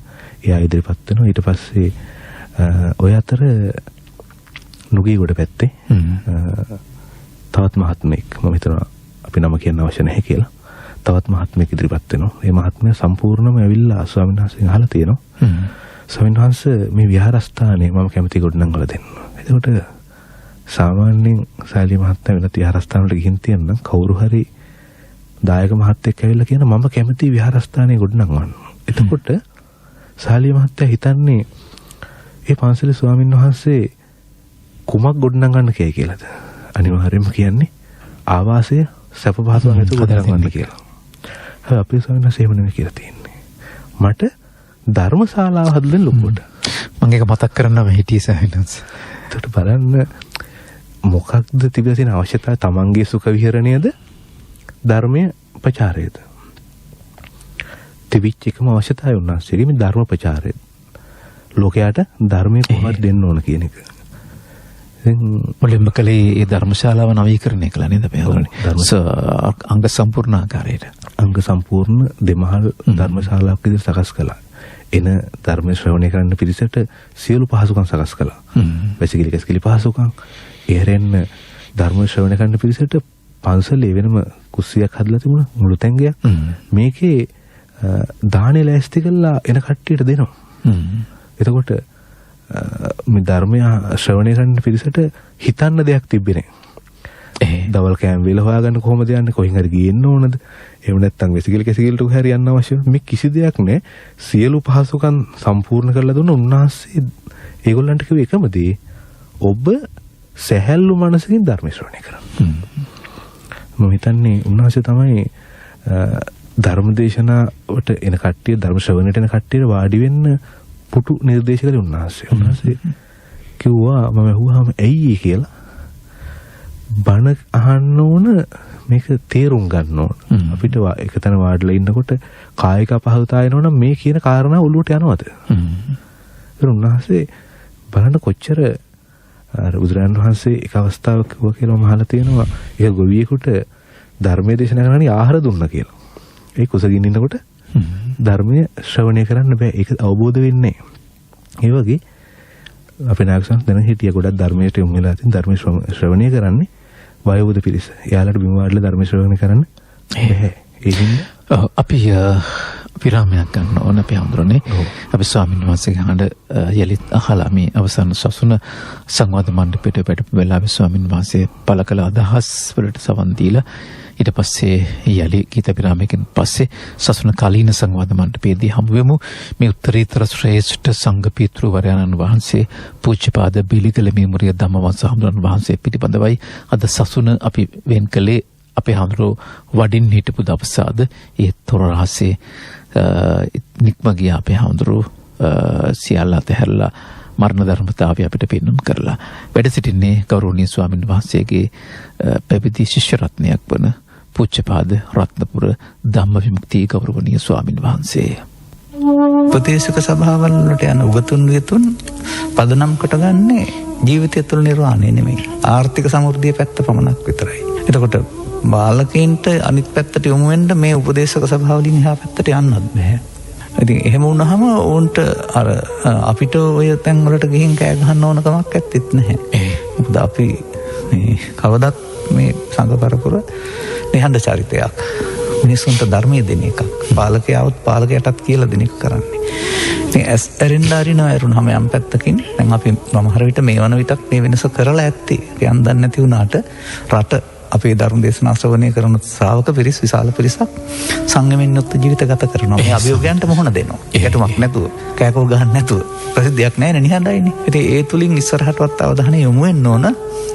ඒ අරුණම ඉතින් අපිට අපි ශ්‍රේෂ්ඨයි කියලා හෝ අපිට අවධානය දෙන්න කියලා එහෙම බුදුරජාණන් වහන්සේම ගියේ නැහැනේ, කවවත් වැඩි නැහැ. තමන් වහන්සේ නිදහසේ දේශනා කළා. රාජ්‍ය පාලනය වෙනම එකක්. ඒකේ නීති හදන්න ගියෙත් නැහැ. ඒ වගේම මේකේ දඬුවම් පාලනය කරන්න ගියෙත් නැහැ. නමුත් උන්වහන්සේ සබ්බේ සත්තා බහන්තු සුඛිතත්තා කියන පදේ තුල තමයි හිටියේ. දශක කිහිපයක් පුරා මේ නිර්මල ශ්‍රී සද්ධර්මය බෙදා හදා දෙමින් ජනතාව ආධ්‍යාත්මයෙන් පෝෂණය කිරීම උදෙසා කැපව කටයුතු කළ මහා සංඝ ගුණයන්ගෙන් සෝභමාන වූ අපේ බිලිකල මේමුරිය ධම්මවංශ ස්වාමින් වහන්සේට උපහාර පිණිස අද සසුන කාලීන සංවාද මණ්ඩපය, මොකද අද දවසේ තමයි අපේ හඳුරෝ වඩින්නේ. මාසයේ අවසන් අඟහරුවාදා සසුනට ආයේ මේ සජීවී හඬ සසුනෙන් අපට අහන්න ලැබෙන්නේ නැහැ. වැඩ සිටින්නේ අපේ හඳුනන වහන්සේගේ ශිෂ්‍ය රත්නයක් වන පූජ්‍ය රත්නපුර ධම්මවිමුක්ති අපේ හාමුදුරුවෝ. අපිට යමතමක් තියෙන බා අයිබෝවන්. අයිබෝවන්. මම ඇත්තටම 2013 ඉඳන් උන්වහන්සේගේ ධර්මය ආපු කෙනෙක් අහලා විතර නෙවෙයි විපුල ප්‍රතිඵලත් ලබා ගත්තා. උන්වහන්සේ අපේ පවුලත් එක්ක බොහොම ළඟින් ආශ්‍රය කරා. කොළඹට වැඩි දවසට අපේ ගෙදරට වැඩපු නැති දවසක් නැති තරම්. ඉතින් උන්වහන්සේගේ නිහතමානීත්වය කතා කරා ඔබතුමාලා මෙච්චර වෙලා ඒ කතා කරනකොට උන්වහන්සේගේ ධර්මයේ දේශනා කරලා මගෙන් අහනවා ඒකේ තිබිච්ච මොනාහරි අඩුපාඩුවක් තිබුණාද කියලා. ඒ වගේ උන්වහන්සේ මං වගේ මේ දූවිල්ලක් වගේ කෙනෙක්ගෙන් එහෙම අහන්න තරම් කොච්චර නිහතමානීත්වයක් තිබුණාද කියලා මමත් හොඳටම වටහාගෙන තිබුණේ. ඒකම උන්වහන්සේ ගැන දැන් බොහොම කතාවල් කතා කරනකොට කිව්වා උන්වහන්සේට නිවන් සුව ලැබේවා කියලා. උන්වහන්සේ ඔය අපවත් වෙන්න දවස් කීපයකට පෙරත් මාත් එක්ක කතා කරා.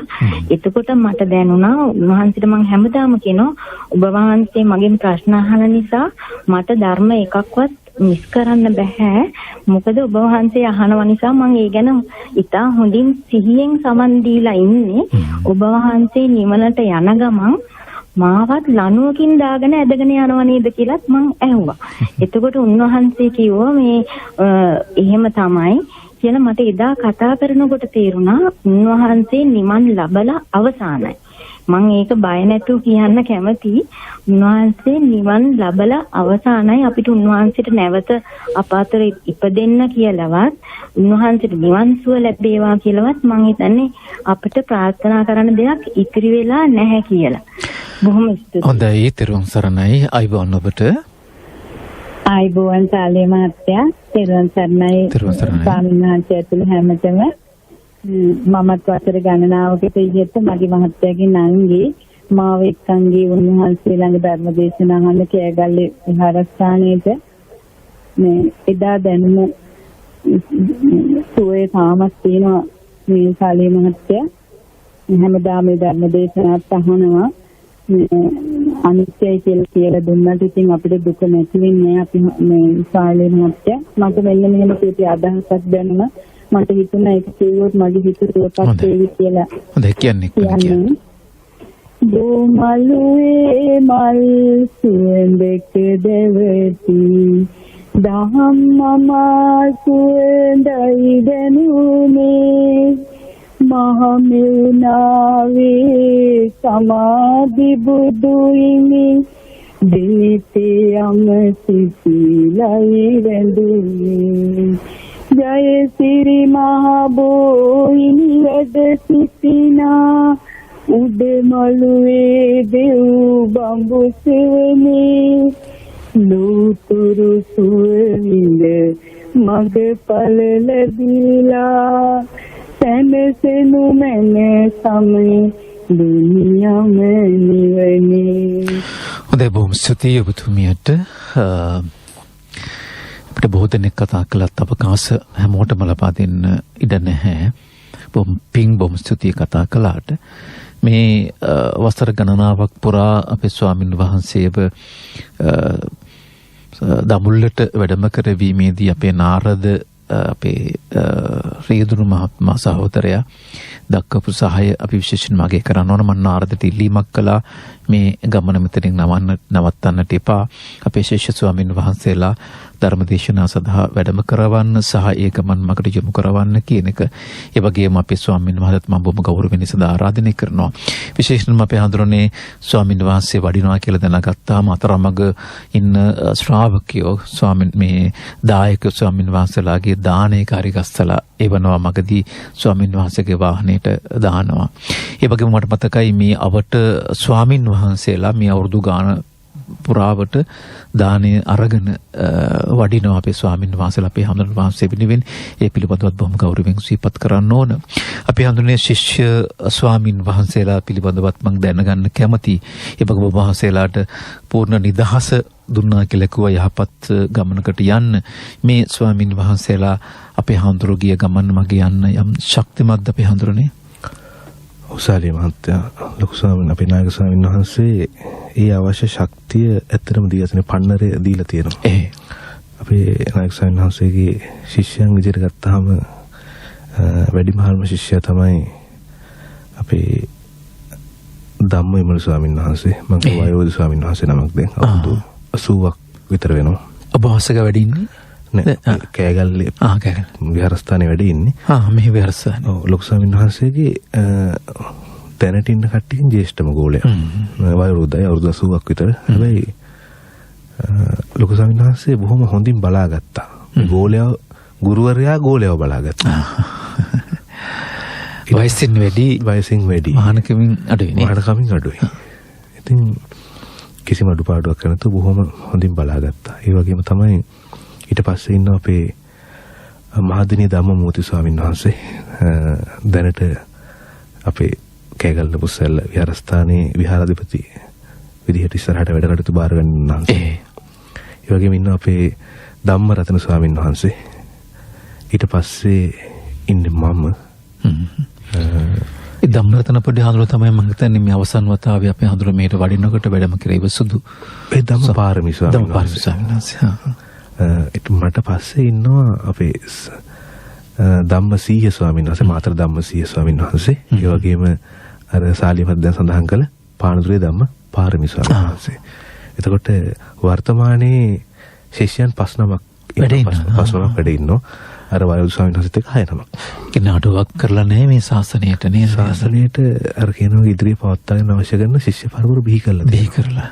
නිකම් ශිෂ්‍ය පරපුරකුත් නෙමෙයි. මේ ශිෂ්‍ය ඔක්කොම කට්ටිය තරුණ වී පැවිදිච්ච කට්ටිය. ඒ කියන්නේ පොඩි කාලේ පැවිදි කරලා එහෙම අරන් ආවේ නැහැ කවුරුත්. ඔක්කොම තරුණ වී පැවිදිච්ච කට්ටිය. අපේ උගත් බුද්ධිමත් අය. අපේ දැන් මහදිනී ධම්මමූර්ති ස්වාමීන් වහන්සේ ගත්තාම උන්වහන්සේ උසස් පෙළ ගණිතාංශයෙන් අධ්‍යාපනය හදාරමින් ඉඳි තමයි ධර්මදේශනාව ශ්‍රවණය කරලා පැවිදි වෙන්නේ. ගිය කාලේ මෙහෙට ආව මම හිතන්නේ අපි ආමරත් එක්ක. ඒක තමයි. ඊට පස්සේ ගත්තාම අපේ මාතර ධම්මසී ස්වාමීන් වහන්සේ ගත්තාම භාෂා කීපයක් පිළිබඳ හසල දැනුමක් තියෙන පුද්ගලයෙක්. ගිහි කාලේ උන්වහන්සේ ගුරුවරයෙක් විදිහට කටයුතු කරලා තියෙනවා. ධම්මපාරමී ස්වාමීන් වහන්සේ ගත්තාම ගිහි කාලේ උසස් පෙළ අධ්‍යාපනය හදාarලා තියෙන වාණිජාංශයෙන් ඊට පස්සේ වාණිජ බැංකුවක කටයුතු කරලා තියෙනවා. මම ගත්තම උසස් පෙළ හැදෑරු විද්‍යාංශයෙන් ඊට පස්සේ යාදුරු විශ්වවිද්‍යාලයේ විද්‍යාංශයෙන් උපාධි සමත් වෙලා ඊට පස්සේ එතනින් එහාට BSc ඊට පස්සේ MSc එක MBA මේ සියල්ල සම්පූර්ණ කරලා ඉද්දි තමයි ලොකු ස්වාමීන් වහන්සේගේ ධර්මදේශන ශ්‍රවණය කරලා මෙතෙන්ට යමු වෙන්නේ. අපි අතන ආපහු කියන්නේ සුසුකන් ටික මම ජාතික විශ්වවිද්‍යාලයේ BSc එක කරා රසායන විද්‍යාව සම්බන්ධයෙන්. ඊට පස්සේ ඇනලිටිකල් කෙමිස්ට්‍රි එහෙම නැත්නම් විශ්ලේෂණ රසායන විද්‍යාව සම්බන්ධයෙන් මාස්ටර් එක කරනවා. ඊට පස්සේ MBA එක එහෙම නැත්නම් මාස්ටර් ඔෆ් බිස්නස් ඇඩ්මිනිස්ට්‍රේටිව් කියන කොමර්ස් පැත්තට දාලා නැත්නම් වාණිජ්‍ය පැත්තට දාලා තව මාස්ටර් ඩිග්‍රී එකක් කරනවා. මේ ඔක්කොම කරලා තියත්තා මම පැවිදි වෙන්නේ. ඒ කියන්නේ අර මම කිව්වා වගේ ඒක අහඹු සිදුවීමක්. පැවිදි වුණාට පස්සේ විශේෂම දේ තමයි මට PhD එක කරන්න කේප්ටවුන් යුනිවර්සිටි එකට ස්කෝලර්ෂිප් එකක් එනවා. එතෙන් තමයි මම දකින්න ලොකු ස්වාමීන් වහන්සේ කොච්චර අර කියනවාගේ මධ්‍යස්ථද කියලා. පැවිදිලා බොහොම කෙටි කාලයයි මට කියනවා කැමති තීරණයක් ගන්න. යනවනම් ඒත්ම වියදම් කරනවා. ඉන්නවනම් ඒත් එහෙමයි.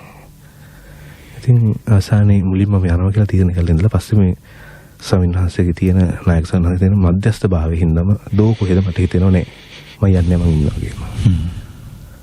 ඉතින් මේ වගේ ශ්‍රේෂ්ඨ පිරිසක් උන්වහන්සේ දායද කළා. පුංචි කාලේ ගිහින් පැවිදි කරන දරුවෙක් ඕන කියලා ඉල්ලලා නෙමෙයි. ස්වාමින් වහන්සේගේ දින ගුණ යහපත් ස්වාමී ධර්මයේ තුලම පැමිණිච්ච අය නේද මේ හඳුරන්නේ මේ කෙනෙක්. ඔක්කොම ධර්මයේ තුලම මෙතෙන් පැමිණිච්ච කට්ටිය. ඉතින් ඒ තුල උන්වහන්සේ හිතනවා මේ උන්වහන්සේගේ මේ ධර්ම මාර්ගයේ ශක්තිමත් ඉස්සරහට යන්න පුළුවන් හොඳ ශිෂ්‍ය පරපුරක් බිහි කළා. ඒ වගේම තමයි සම්බුද්ධ ශාසනය වෙනුවෙන් චිරස්ථිතිය වෙනුවෙන් තමන්ගෙන් වෙන්න ඕන යුතුයකම නොපිරේලා ඉෂ්ට කළා තමයි උන්වහන්සේ අවසාන නිමිල ගියේ. අපි හඳුරන්නේ ආදාහනය නැත්නම් අපවත් වීම ඉඳලා ආදාහන පූජෝත්සවය සහ හත් දවසේ පින්කම දක්වා අපි හඳුරන්නේ මදුටුවත් විශාල ජනතාවක් විහාරස්ථානයේට පැමිණියා නන්නවරින් උදව් කළා. අපේ සහෝදර නාලිකාවක් මේ ආදාහන පූජෝත්සවය සජීව විසුරුවා හැරියා. මේ ආදාහන පූජෝත්සවය සහ හත් දවසේ පින්කම අපි හඳුරන්නේ සිද්ධවීම සහ උදව් උපකාර කළ පැමිණි අය පිළිබඳවත් යමක් සිහිපත් කිරීම මම හිතන්නේ අපි හඳුනන කරන උපහාරයක්. අනිවාර්යයෙන් මේ සාලිය මහත්තයා මම එතෙන්දී දැක්ක එකම දේ තමයි අපේ ස්වාමීන් වහන්සේ මොනවාද රැස් කරලා තියෙන්නේ කියලා. සාමාන්‍යයෙන් අනික ඕන මිනිස්සෙක්ගේ පැවිදි ස්වාමීන් වහන්සේ නමක් හොයවා ගිහියෙක්ගේ හොයවා අපිට අවසන් අවස්ථාවේදී දකින්න හම්බෙන්නේ ගොඩ ගහපු දේපල ටිකක් හා ඒ දේපල ටික බෙදා ගන්න පොරකන එක්කෝ ශිෂ්‍ය පිරිසක් එහෙම නැත්නම් ඥාති පිරිසක්. අපි අපිට එතන දකින්න හම්බ වුණේ උන්වහන්සේ රැස් කරලා තියෙන ජනතාවගේ හදවත්. දස දිසින් පුදුම තරම් ජන කන්දයක් ජන ගඟක් ගැලුවා කිව්වොත් නිවැරදි. ඒ වගේම ආපු ඇමතුම් වලට අපිට පිළිතුරු දී ගන්න බැරි වුණා. ඒ තරම් ඇමතුම් සංඛ්‍යාවක් ආවා. එතකොට උන්වහන්සේ ජීවත් වෙලා ඉද්දී අපිට තේරුන්නේ නැහැ මෙච්චර ශ්‍රාවක පිරිසක් මෙච්චර හදවත් ප්‍රමාණයක් උන්වහන්සේ වටේ තිබුණා කියලා. හැබැයි උන්වහන්සේ අපවත් වුණාට පස්සේ අපිට තේරුණා උන්වහන්සේ එකතු කරලා තියෙන්නේ මිල මුදල් වස්තු සම්භාරය කිසි දෙයක් නෙවෙයි. හිතේශී දායක පිරිසක් මහා භක්තියකින් මහා ශ්‍රද්ධාවකින් තමන් වටේ පෙළ ගැහෙන ශ්‍රාවක පිරිසක්. ඒ වගේම උන්වහන්සේ අත නොහැර ඉන්න ශිෂ්‍ය පිරිසක් කියන එක. එතකොට අපිට තේරුම් ගන්න තියෙන එකම දේ තමයි උන්වහන්සේ අර සදාතනික ධර්මතාවය පෙන්눔 කළා මේ ලෝකෙන් නිමිලා ගියා. හැබැයි උන්වහන්සේ මේකට යම් දෙයක් දායාද කරලා ගියා ලෝකෙට. ඒ දායාද කරලා ගිය දේ තමයි උන්වහන්සේ දේශනා කළ ධර්මය. එහෙනම් ඒ කට්ටියට උන්වහන්සේගේ ශිෂ්‍ය හිමිනමක් විදිහට මට දෙන්න තියෙන පණිවිඩය. ඔබ ඒ දේශනා කළ මාර්ගය තේරුම් ගන්න ඕන, අනුගමනය කරන්න ඕන. උන්වහන්සේ බලාපොරොත්තු විදිහට ලෝභක් නිබ්බාන, දේශක් නිබ්බාන, මොහක් නිබ්බාන නිමිල යන්න ඕන. ඒක තමයි උන්වහන්සේට ඔබට දක්වන්න පුළුවන් උපරිම කෘතවේදීත්වය, ගෞරවය. වෙන කිසි දෙයකින් ඔබට උන්වහන්සේ කළ මෙහෙය සේවයට කෘතවේදී වෙන්න බෑ. උන්වහන්සේ බලාපොරොත්තු නැති ඉච්චරයි.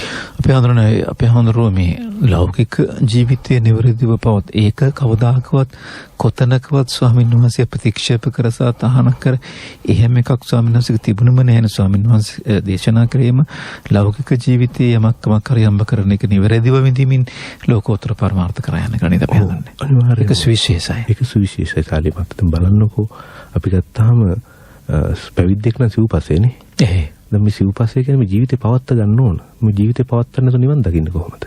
ගිහියන්ට ඒව ලැබෙන්න විදිහක් නැහැනේ. එහෙනම් ගිහියෝ ධාර්මිකව සාධාරණ යමක් උපය ගන්න. උන්වහන්සේ එතන හිටියා. මේ ජීවිතේ යම සැප සම්පතක් ලැබෙනවා ඒක විඳින්න කියන තැන හිටියා. හැබැයි ඒකට ඇලෙන්න එපා කියන තැන හිටියා. විඳින්න මේ ජීවිතේ පවත්ව ගන්න. මේ ජීවිතේ පවත්වාගෙන මේ දේශනා කළ ප්‍රතිපදා මාර්ගයේ නිරත වන්න, නිරතල ප්‍රතිඵල ගන්න. එතකොට ගිහි දායක පින්වතුන් දැනගන්න ඕන උන්වහන්සේ දේශනා කළ නිවැරදිව තමන්ට පෙර කළා වූ පුණ්‍ය කර්මයන්ගේ විපාක වශයෙන් හා තමන් දැන් වර්තමාන මොහොතේ වෙහෙස මහන්සියෙන් උපයාස අපයා ගන්නා වූ ධනෙ නිවැරදිව පරිහරණය කළා මේ ජීවිතේ පවත්වා ගන්න ඕනේ. ආහාර පාන දුම් පැළඳුම් බෙහෙත් හේත් වාසස්ථාන යාන වාහන මේකින් ටික සපේ ගන්න ඕනේ. සපේගෙන ජීවිතේ පවත්වා ගන්න ඕනේ. ඒ පවතින ජීවිතය මේ බුදුරජාණන් අපේ ධම්ම නායක ස්වාමීන් වහන්සේ දේශනා කළ ඒ මාර්ගය ඔස්සේ පවත්වගෙන අවසානයේ මේ නිර්වාණය සාක්ෂාත් කරගන්න පෙළ ගැහින්න ඕන. හොඳයි අපි හඳුනන්නේ අපිට කාලයත් අවසන් වෙනවා. ඇත්තටම ඔබ වහන්සේව මේ විදියට හඳුනා ගන්න ලැබීම අතිශය භාග්‍යයක් සහ අතිශය සතුටක්. ඔබ වහන්සේ වගේ උගත් ස්වාමින් වහන්සේ නමක්. එහෙත් ඒ උගත්කම අමතරව ආධ්‍යාත්මික සුවය දැන් ඔබ වහන්සේ ආරණ්‍ය වාසීව වැඩ ඉන්නේ. අපි හාමුදුරුවෝ ඒකටත් කැමති වුණා කියලා කිව්වා නේද? ඔව්. අපේ නායකයන්හන්සේ මට දැනුම් දුන්නා. මම ওই ජීවිතේ හැමදේම කරලා තියෙනවා. ඔබ ඕනනම් ගිහිල්ලා බලන්න. ඒක උන්වහන්සේට ඇත්තටම අර අවශ්‍ය වෙච්ච දේ තමයි මේ ධර්ම දේශනා. එහෙම නැත්නම් මේ ශ්‍රාවකයන්ට මේ ධර්මය දෙන්න. උන්වහන්සේ ආරණ්‍ය වාසී ජීවිතයට වැඩි මොනවද දැක්වේ නැති. ඒකට අපි මේ වගකීම අපිටින් පහර හැරෙනවා. අපි ආරණ්‍ය වාසී වෙනවා. අපි එක අතකින් අපි ආත්මාර්ථකාමී වගේ. අපි මේ ධර්මයේ දේශනා කරන්න උත්සාහ කරන අපි ලැබිච්ච සූපත් භාවය තුළ අපි වැඩි වෙන උත්සාහ කරනවා. ඒ නිසා උන්වහන්සේගේ කැමැත්ත තිබුණේ සියලු ශිෂ්‍යයන් මේ ධර්මයේ ලෝකයට ප්‍රචාරය කරන අර බුදුරජාණන් වහන්සේ පළවෙනි ශිෂ්‍ය පිරිස හදලා කිව්වා වගේ. උන්වහන්සේ කැමතිුත් අන්නේකට. යම්දන්නේ අපි යමනන් අපේ නමස්කාර පූර්ව ගෞරවය දෙපා නැමද බොහන්සේට පිළිගන්වනවා. යලිත් වතාවක් බොහන්සේ ධර්මයෙන් පූර්ණයි සහ සංඝ සෝබන ගුණයන්ගෙන් සමන්විතයි. තාමත් තාරුණ්‍ය පසුවන අපේ ස්වාමීන් වහන්සේ නමක් වුවත් ඔබ වහන්සේ මම හිතනවා යම් අපේක්ෂාවක් ප්‍රාර්ථනාවක් බලාපොරොත්තුවක් ඇති මේ සසරින් ඊතර වෙන්න ඒ ගමන් මඟ ඉතා ඉක්මනින්ම විවරය වේවා කියන ප්‍රාර්ථනාව සාක්ෂාත් වේවා කියන ප්‍රාර්ථනාවත් ඉතාමත්ම ගැඹුරු හදවතින් හිතුව ප්‍රාර්ථනා කරන අපේ හඳුරන්නේ. වැඩම කරවීම පිළිබඳවත් බොහොම පිං හිතවතුනි අපේ ස්වාමින් වහන්සේ වෙනුවෙන් බෙලිකල මෙමරිය ධම්මවස් අපේ හඳුනන වහන්සේ වෙනුවෙන් අපි අපේ රත්නපුර ධම්මවිමුක්ති ස්වාමින් වහන්සේට ආරාධනා කළා ධර්මදේශනාවක් පවත්වන්නට කියලා. අපි අපේක්ෂා කරන ඉදිරියේදී අපේ ගෞරවනීය ශිෂ්‍ය ස්වාමින් වහන්සේලා වැඩම කරවන්න ඒ අනුව තුන්වෙනිදා රාත්‍රියේදී ඔබට පුළුවන් වේවි අපේ හඳුනන වහන්සේගේ ධර්ම දේශනාවක් ශ්‍රවණය කරන්න. අපේ බෙලිගල මීමුරේ ධම්මවස ස්වාමින් වහන්සේගෙන් යම් ඊට පස්සේ අඩුපාඩුවක් සිදු වුණා නම් එතෙන් සිට අපිට පුළුවන් වේවි මේ ධර්මය ඔබට ලං කර දෙන්න. ඒ පිළිබඳවත් සිහිපත් කරමින් විශේෂයෙන්ම කුරුණෑගල ශාන්ත මහත්මිය ස්තුතියි අර මම මුල් කියපු නිසද්දසමටි රාත්‍රිය සකස් කරලා දුරකථනයෙන් ලියාගන්න සැලැස්සුවා. ඒ වගේම නාරද ඔබට බොහොමත්ම ස්තුතියි. ඔබ තවමත් කම්පාවෙන් ඉන්නේ ස්වාමීන් වහන්සේගේ අපවත්වීම පිළිබඳව. නිරන්තරව වසර 8කට 9කට ආසන්න කාලයක් ඔබ ඉතාමත්ම ගෞරවයෙන් සියලු අපෝපස්ථාන කරමින් ස්වාමීන් වහන්සේට මේ ධර්ම සත්කටයුතු වෙනුවෙන් කටයුතු කළා. ඔබ ගැනත් හරිම ආඩම්බරයි. අද වචනයක් හෝ දෙකක් කියන්න මැදිරියට එන්න කිව්වට ඔබ ප්‍රතික්ෂේප කළා. තවමත් ඔබ ඉන්නේ වේදනාවෙන් නිසා. ඔබට ස්තුතියි. එහෙමනම් අපි සසුන කාලීන සංවාද මණ්ඩපයෙන් සමුගෙන යනවා. හිතවතුනි අපි ලබන සතියේදී සසුන කාලීන සංවාද මණ්ඩපයේදී හමුවන ප්‍රාර්ථනාවෙන් පූජ්‍යපාද බෙලිගල මෙමුරිය ධම්මවත ස්වාමීන් වහන්සේගේ ඒ ශ්‍රේෂ්ඨ චරිතය පිළිබඳව ගෞරවනීය ස්වාමීන් වහන්සේට උපහාරයක් පිණිස අද අපි කතා කළේ වැඩ සිටියේ ගෞරවනීය ස්වාමීන් වහන්සේගේ ශිෂ්‍ය රත්නයක් වන පූජ්‍යපාද රත්නපුර ධම්මවිමුක්ති අපේ ගෞරවනීය ස්වාමීන් වහන්සේ. මට තාක්ෂණික වශයෙන් උදව් කළ සියලු දෙනාට ස්තුතියි. සඳුන් මම හිතනවා මේ විනාඩි කිහිපය තුළ අපේ ස්වාමීන් වහන්සේගේ හඬ අවදි කරලා අපි සමුගමු. ගෞරවනීය ස්වාමීන් වහන්සේ ගොඩක් දෙනෙක් නිවන් ප්‍රාර්ථනයට එහා ගියපු නැවත ඉපදීමේ දහම නැවත දේශනා කරන්න කියලා ආරාධනය කළා. බොහෝ කොහොම වුණත් රංගිර ශ්‍රී ලංකා මාධ්‍ය ජාලයේ සාතිශය සංවේගයත් එක්ක මහානායක ස්වාමීන් වහන්සේ අනුනායක ස්වාමීන් වහන්සේ සමග අපි සියලු දෙනාම ගෞරවනීය ස්වාමීන් වහන්සේ උතුම් නිවන් සුව ප්‍රාර්ථනා කරමින් අද සසුන කාලීන සංවාද මණ්ඩපයෙන් සමුගන්නවා. ඔබට තිරුවන් සරණයි. ගීතයකක් තියෙනවානේ බුදුබණ ඇසුවා බුදුබණ දිස්වා නිරන්තරේ ගතිගුණ අපි තාමත් අනන්තරේ කියලා. ඕකට කාරණාව තමයි ඔය බාහිර සිරිත් එකට හිමි වුණා වූ ආගමික ලක්ෂණ මම දකින්නේ බෞද්ධ වශයෙන් නෙමෙයි සර්වාගමික වශයෙන් ගත් කලත් ඒ ආගමික අනන්‍යතාවයන් බාහිරින් ප්‍රදර්ශනය කරන අරහම ඇතුළතින් මේ පවතිනා වූ මිනිසා දුකටපත් වෙන පොදු ධර්මතාවයක් තියෙනවා. ඒක සිංහල කියලා එහෙම නැත්නම් ඉන්දියන් කියලා නැත්නම් වෙනත් ආගමකට අයත් කියලා වෙනස් කරන්න බෑ. මොකද ආගම් වලට ඉස්සෙල්ලානේ මානව සමාජය ඇති වුණේ. ඒ මානව සමාජයේ මිනිසාගේ සිතේ ස්වභාවයක් පවතිනවා. මෙන්න මේ සිතේ ස්වභාවය අවබෝධ කරගත්තේ නැත්නම් යන්නේ වැරදි පැත්තට. ඔක්කොගේම ඒ වැරදි පැත්තට යාම තුළ තමයි සිත් දුවීම් පරිගැනීම් ඔය සේරම බෞද්ධ සමාජය තුළ හරි කතෝලික සමාජය තුළ හරි ඉස්ලාම් සමාජය තුළ හරි හින්දු සමාජය තුළ හරි ඔය පොදු දේවල් එළියට එන්නේ නැහැ තමයි හරිව. නමුත් ඔය පොදු ප්‍රශ්න. ඉතින් මෙන්න මේකට ජීවිතය තුළ තමයි උත්තරය ඕනේ. ඉතින් මට ත්‍රිපිටකයේ කියවන තුළ ලැබුණ උත්තරයක් තිබෙනවා. මේකයි වෙන්න ඕන කියලා මම සමාජයට හැම මොහොතම කියන්න උත්සාහ කරන්නේ. ඒකයි මෙන්න මේ ත්‍රිපිටකයේ පොත් 56ක් 56 54 60ත් මට හරියට ගණන් මතකත් නැහැ. ඒක පිට වෙනම තියෙනවා. නමුත් බයිබලයේ එකක්. පරණ තෙස්තමේන්තුව අලුත් තෙස්තමේන්තුව වශයෙන් තිබුණාට කුරානයේ එකක්. භගවත් ගීතාව එකක්. මේ සේරම මගේ කබඩ් එකේ පූජනීයව තියෙනවා. හරි. මේ හැම එකක්ම කියවනවා. ඉතින් ඒ කියවීම තුළ මම දකිනවා මේ බුදුන් වහන්සේගේ ඉගැන්වීම් තරම් සිත විග්‍රහ කරපු. අර අඩුවෙන් මතක් සේරවා කරනවා හෝ අගෞරව කරනවා හැම නෙවෙයි. මිනිසාගේ ජීවිතය සඳහා සිත විග්‍රහ කරපු දහමක් බුදු සමය තරම් දකින්නේ මම මේ සේසු ග්‍රන්ථවල. ඒ නිසා ඒ අයටත් අපි ආරාධනා කරන්නේ ඔබගේ අනන්‍යතාවයන් නොහොම තියාගන්න. ආගම් වෙනස් කරන්න ඕන, එනම් වෙනස් කරන්න ඕන නැහැ. නමුත් අපට හවන් දෙන්න පුළුවන් නම් අපි කතා කරන්නේ බුදුන් වහන්සේ ගැන නෙමෙයි ප්‍රධාන වශයෙන් ඔබ ගැන. ඔබේ ජීවිතය ගැන. ඔබේ ජීවිතයේ අවුල් ගැන. මේවා හැදෙන හැටි. එහෙනම් මේවා නිවා ගන්න කොහොමද? ඒක ඔබටත් අදාළ නම් වත් සවන් දෙන්න ඕන. මෙන්න මේකෙන් ඈතට ගිය සමාජයක් තමයි අපිට මගේ ළමා කාලේ ඉඳලා මුණ ගැහෙන්නේ. වෙනම ආගමික ජීවිතයක් කියලා හිතනවා මේ බෞද්ධ වශයෙන් ගත්තොත් සමහර පන්සල් යන්නේ, ඒක පොයට සිල් ගන්න එක, දන්තල් දෙන එක. ඒක ආගමික ජීවිතය. අර කුටුම්බය තුළ තිබෙනා වූ අවුල් වලට ආගම ඕන කියලා හිතන්නේ නැහැ. නමුත් කුටුම්බය තුළ තිබෙනා අවුල් සඳහාත් විසඳුම් සමය තුළ තිබෙනවා. ඒක ගන්න ගහබැර ගන්න එක හරි, ඒක විසඳ ගන්න පොලිසියන් හරි ඉස්සර වෙලා කරන්න වැඩක් තියෙනවා. බැරි නම් නීතියට ගියාට කමක් නැහැ. නමුත් අර ඒකට විසඳ ගන්න ගහබැන ගන්න අවුල් ඇති කරගන්න එක මම දකින්නේ මොනම ආගමකවත් ආගමික ජීවිතයේ වශයෙන්. මෙන්න මෙතන අපි හිර වෙලා ඉන්නේ. එතනින් එහාට මේ සමාජය ගන්න ඕන මගේ අර තේමාවක් තියෙන ජීවිතයේ ධර්මය කියලා. මැරිලා ධර්මය නෙමෙයි, අනාගත බුදුන් වහන්සේගේ ශාසනයේ ධර්මය නෙමෙයි, ජීවිතයේ ධර්මය. දැන් ජීවිතයට ගන්න ඕන මොකද්ද කියන එක අපිට සවන් දීලා තේරුම් ගන්න.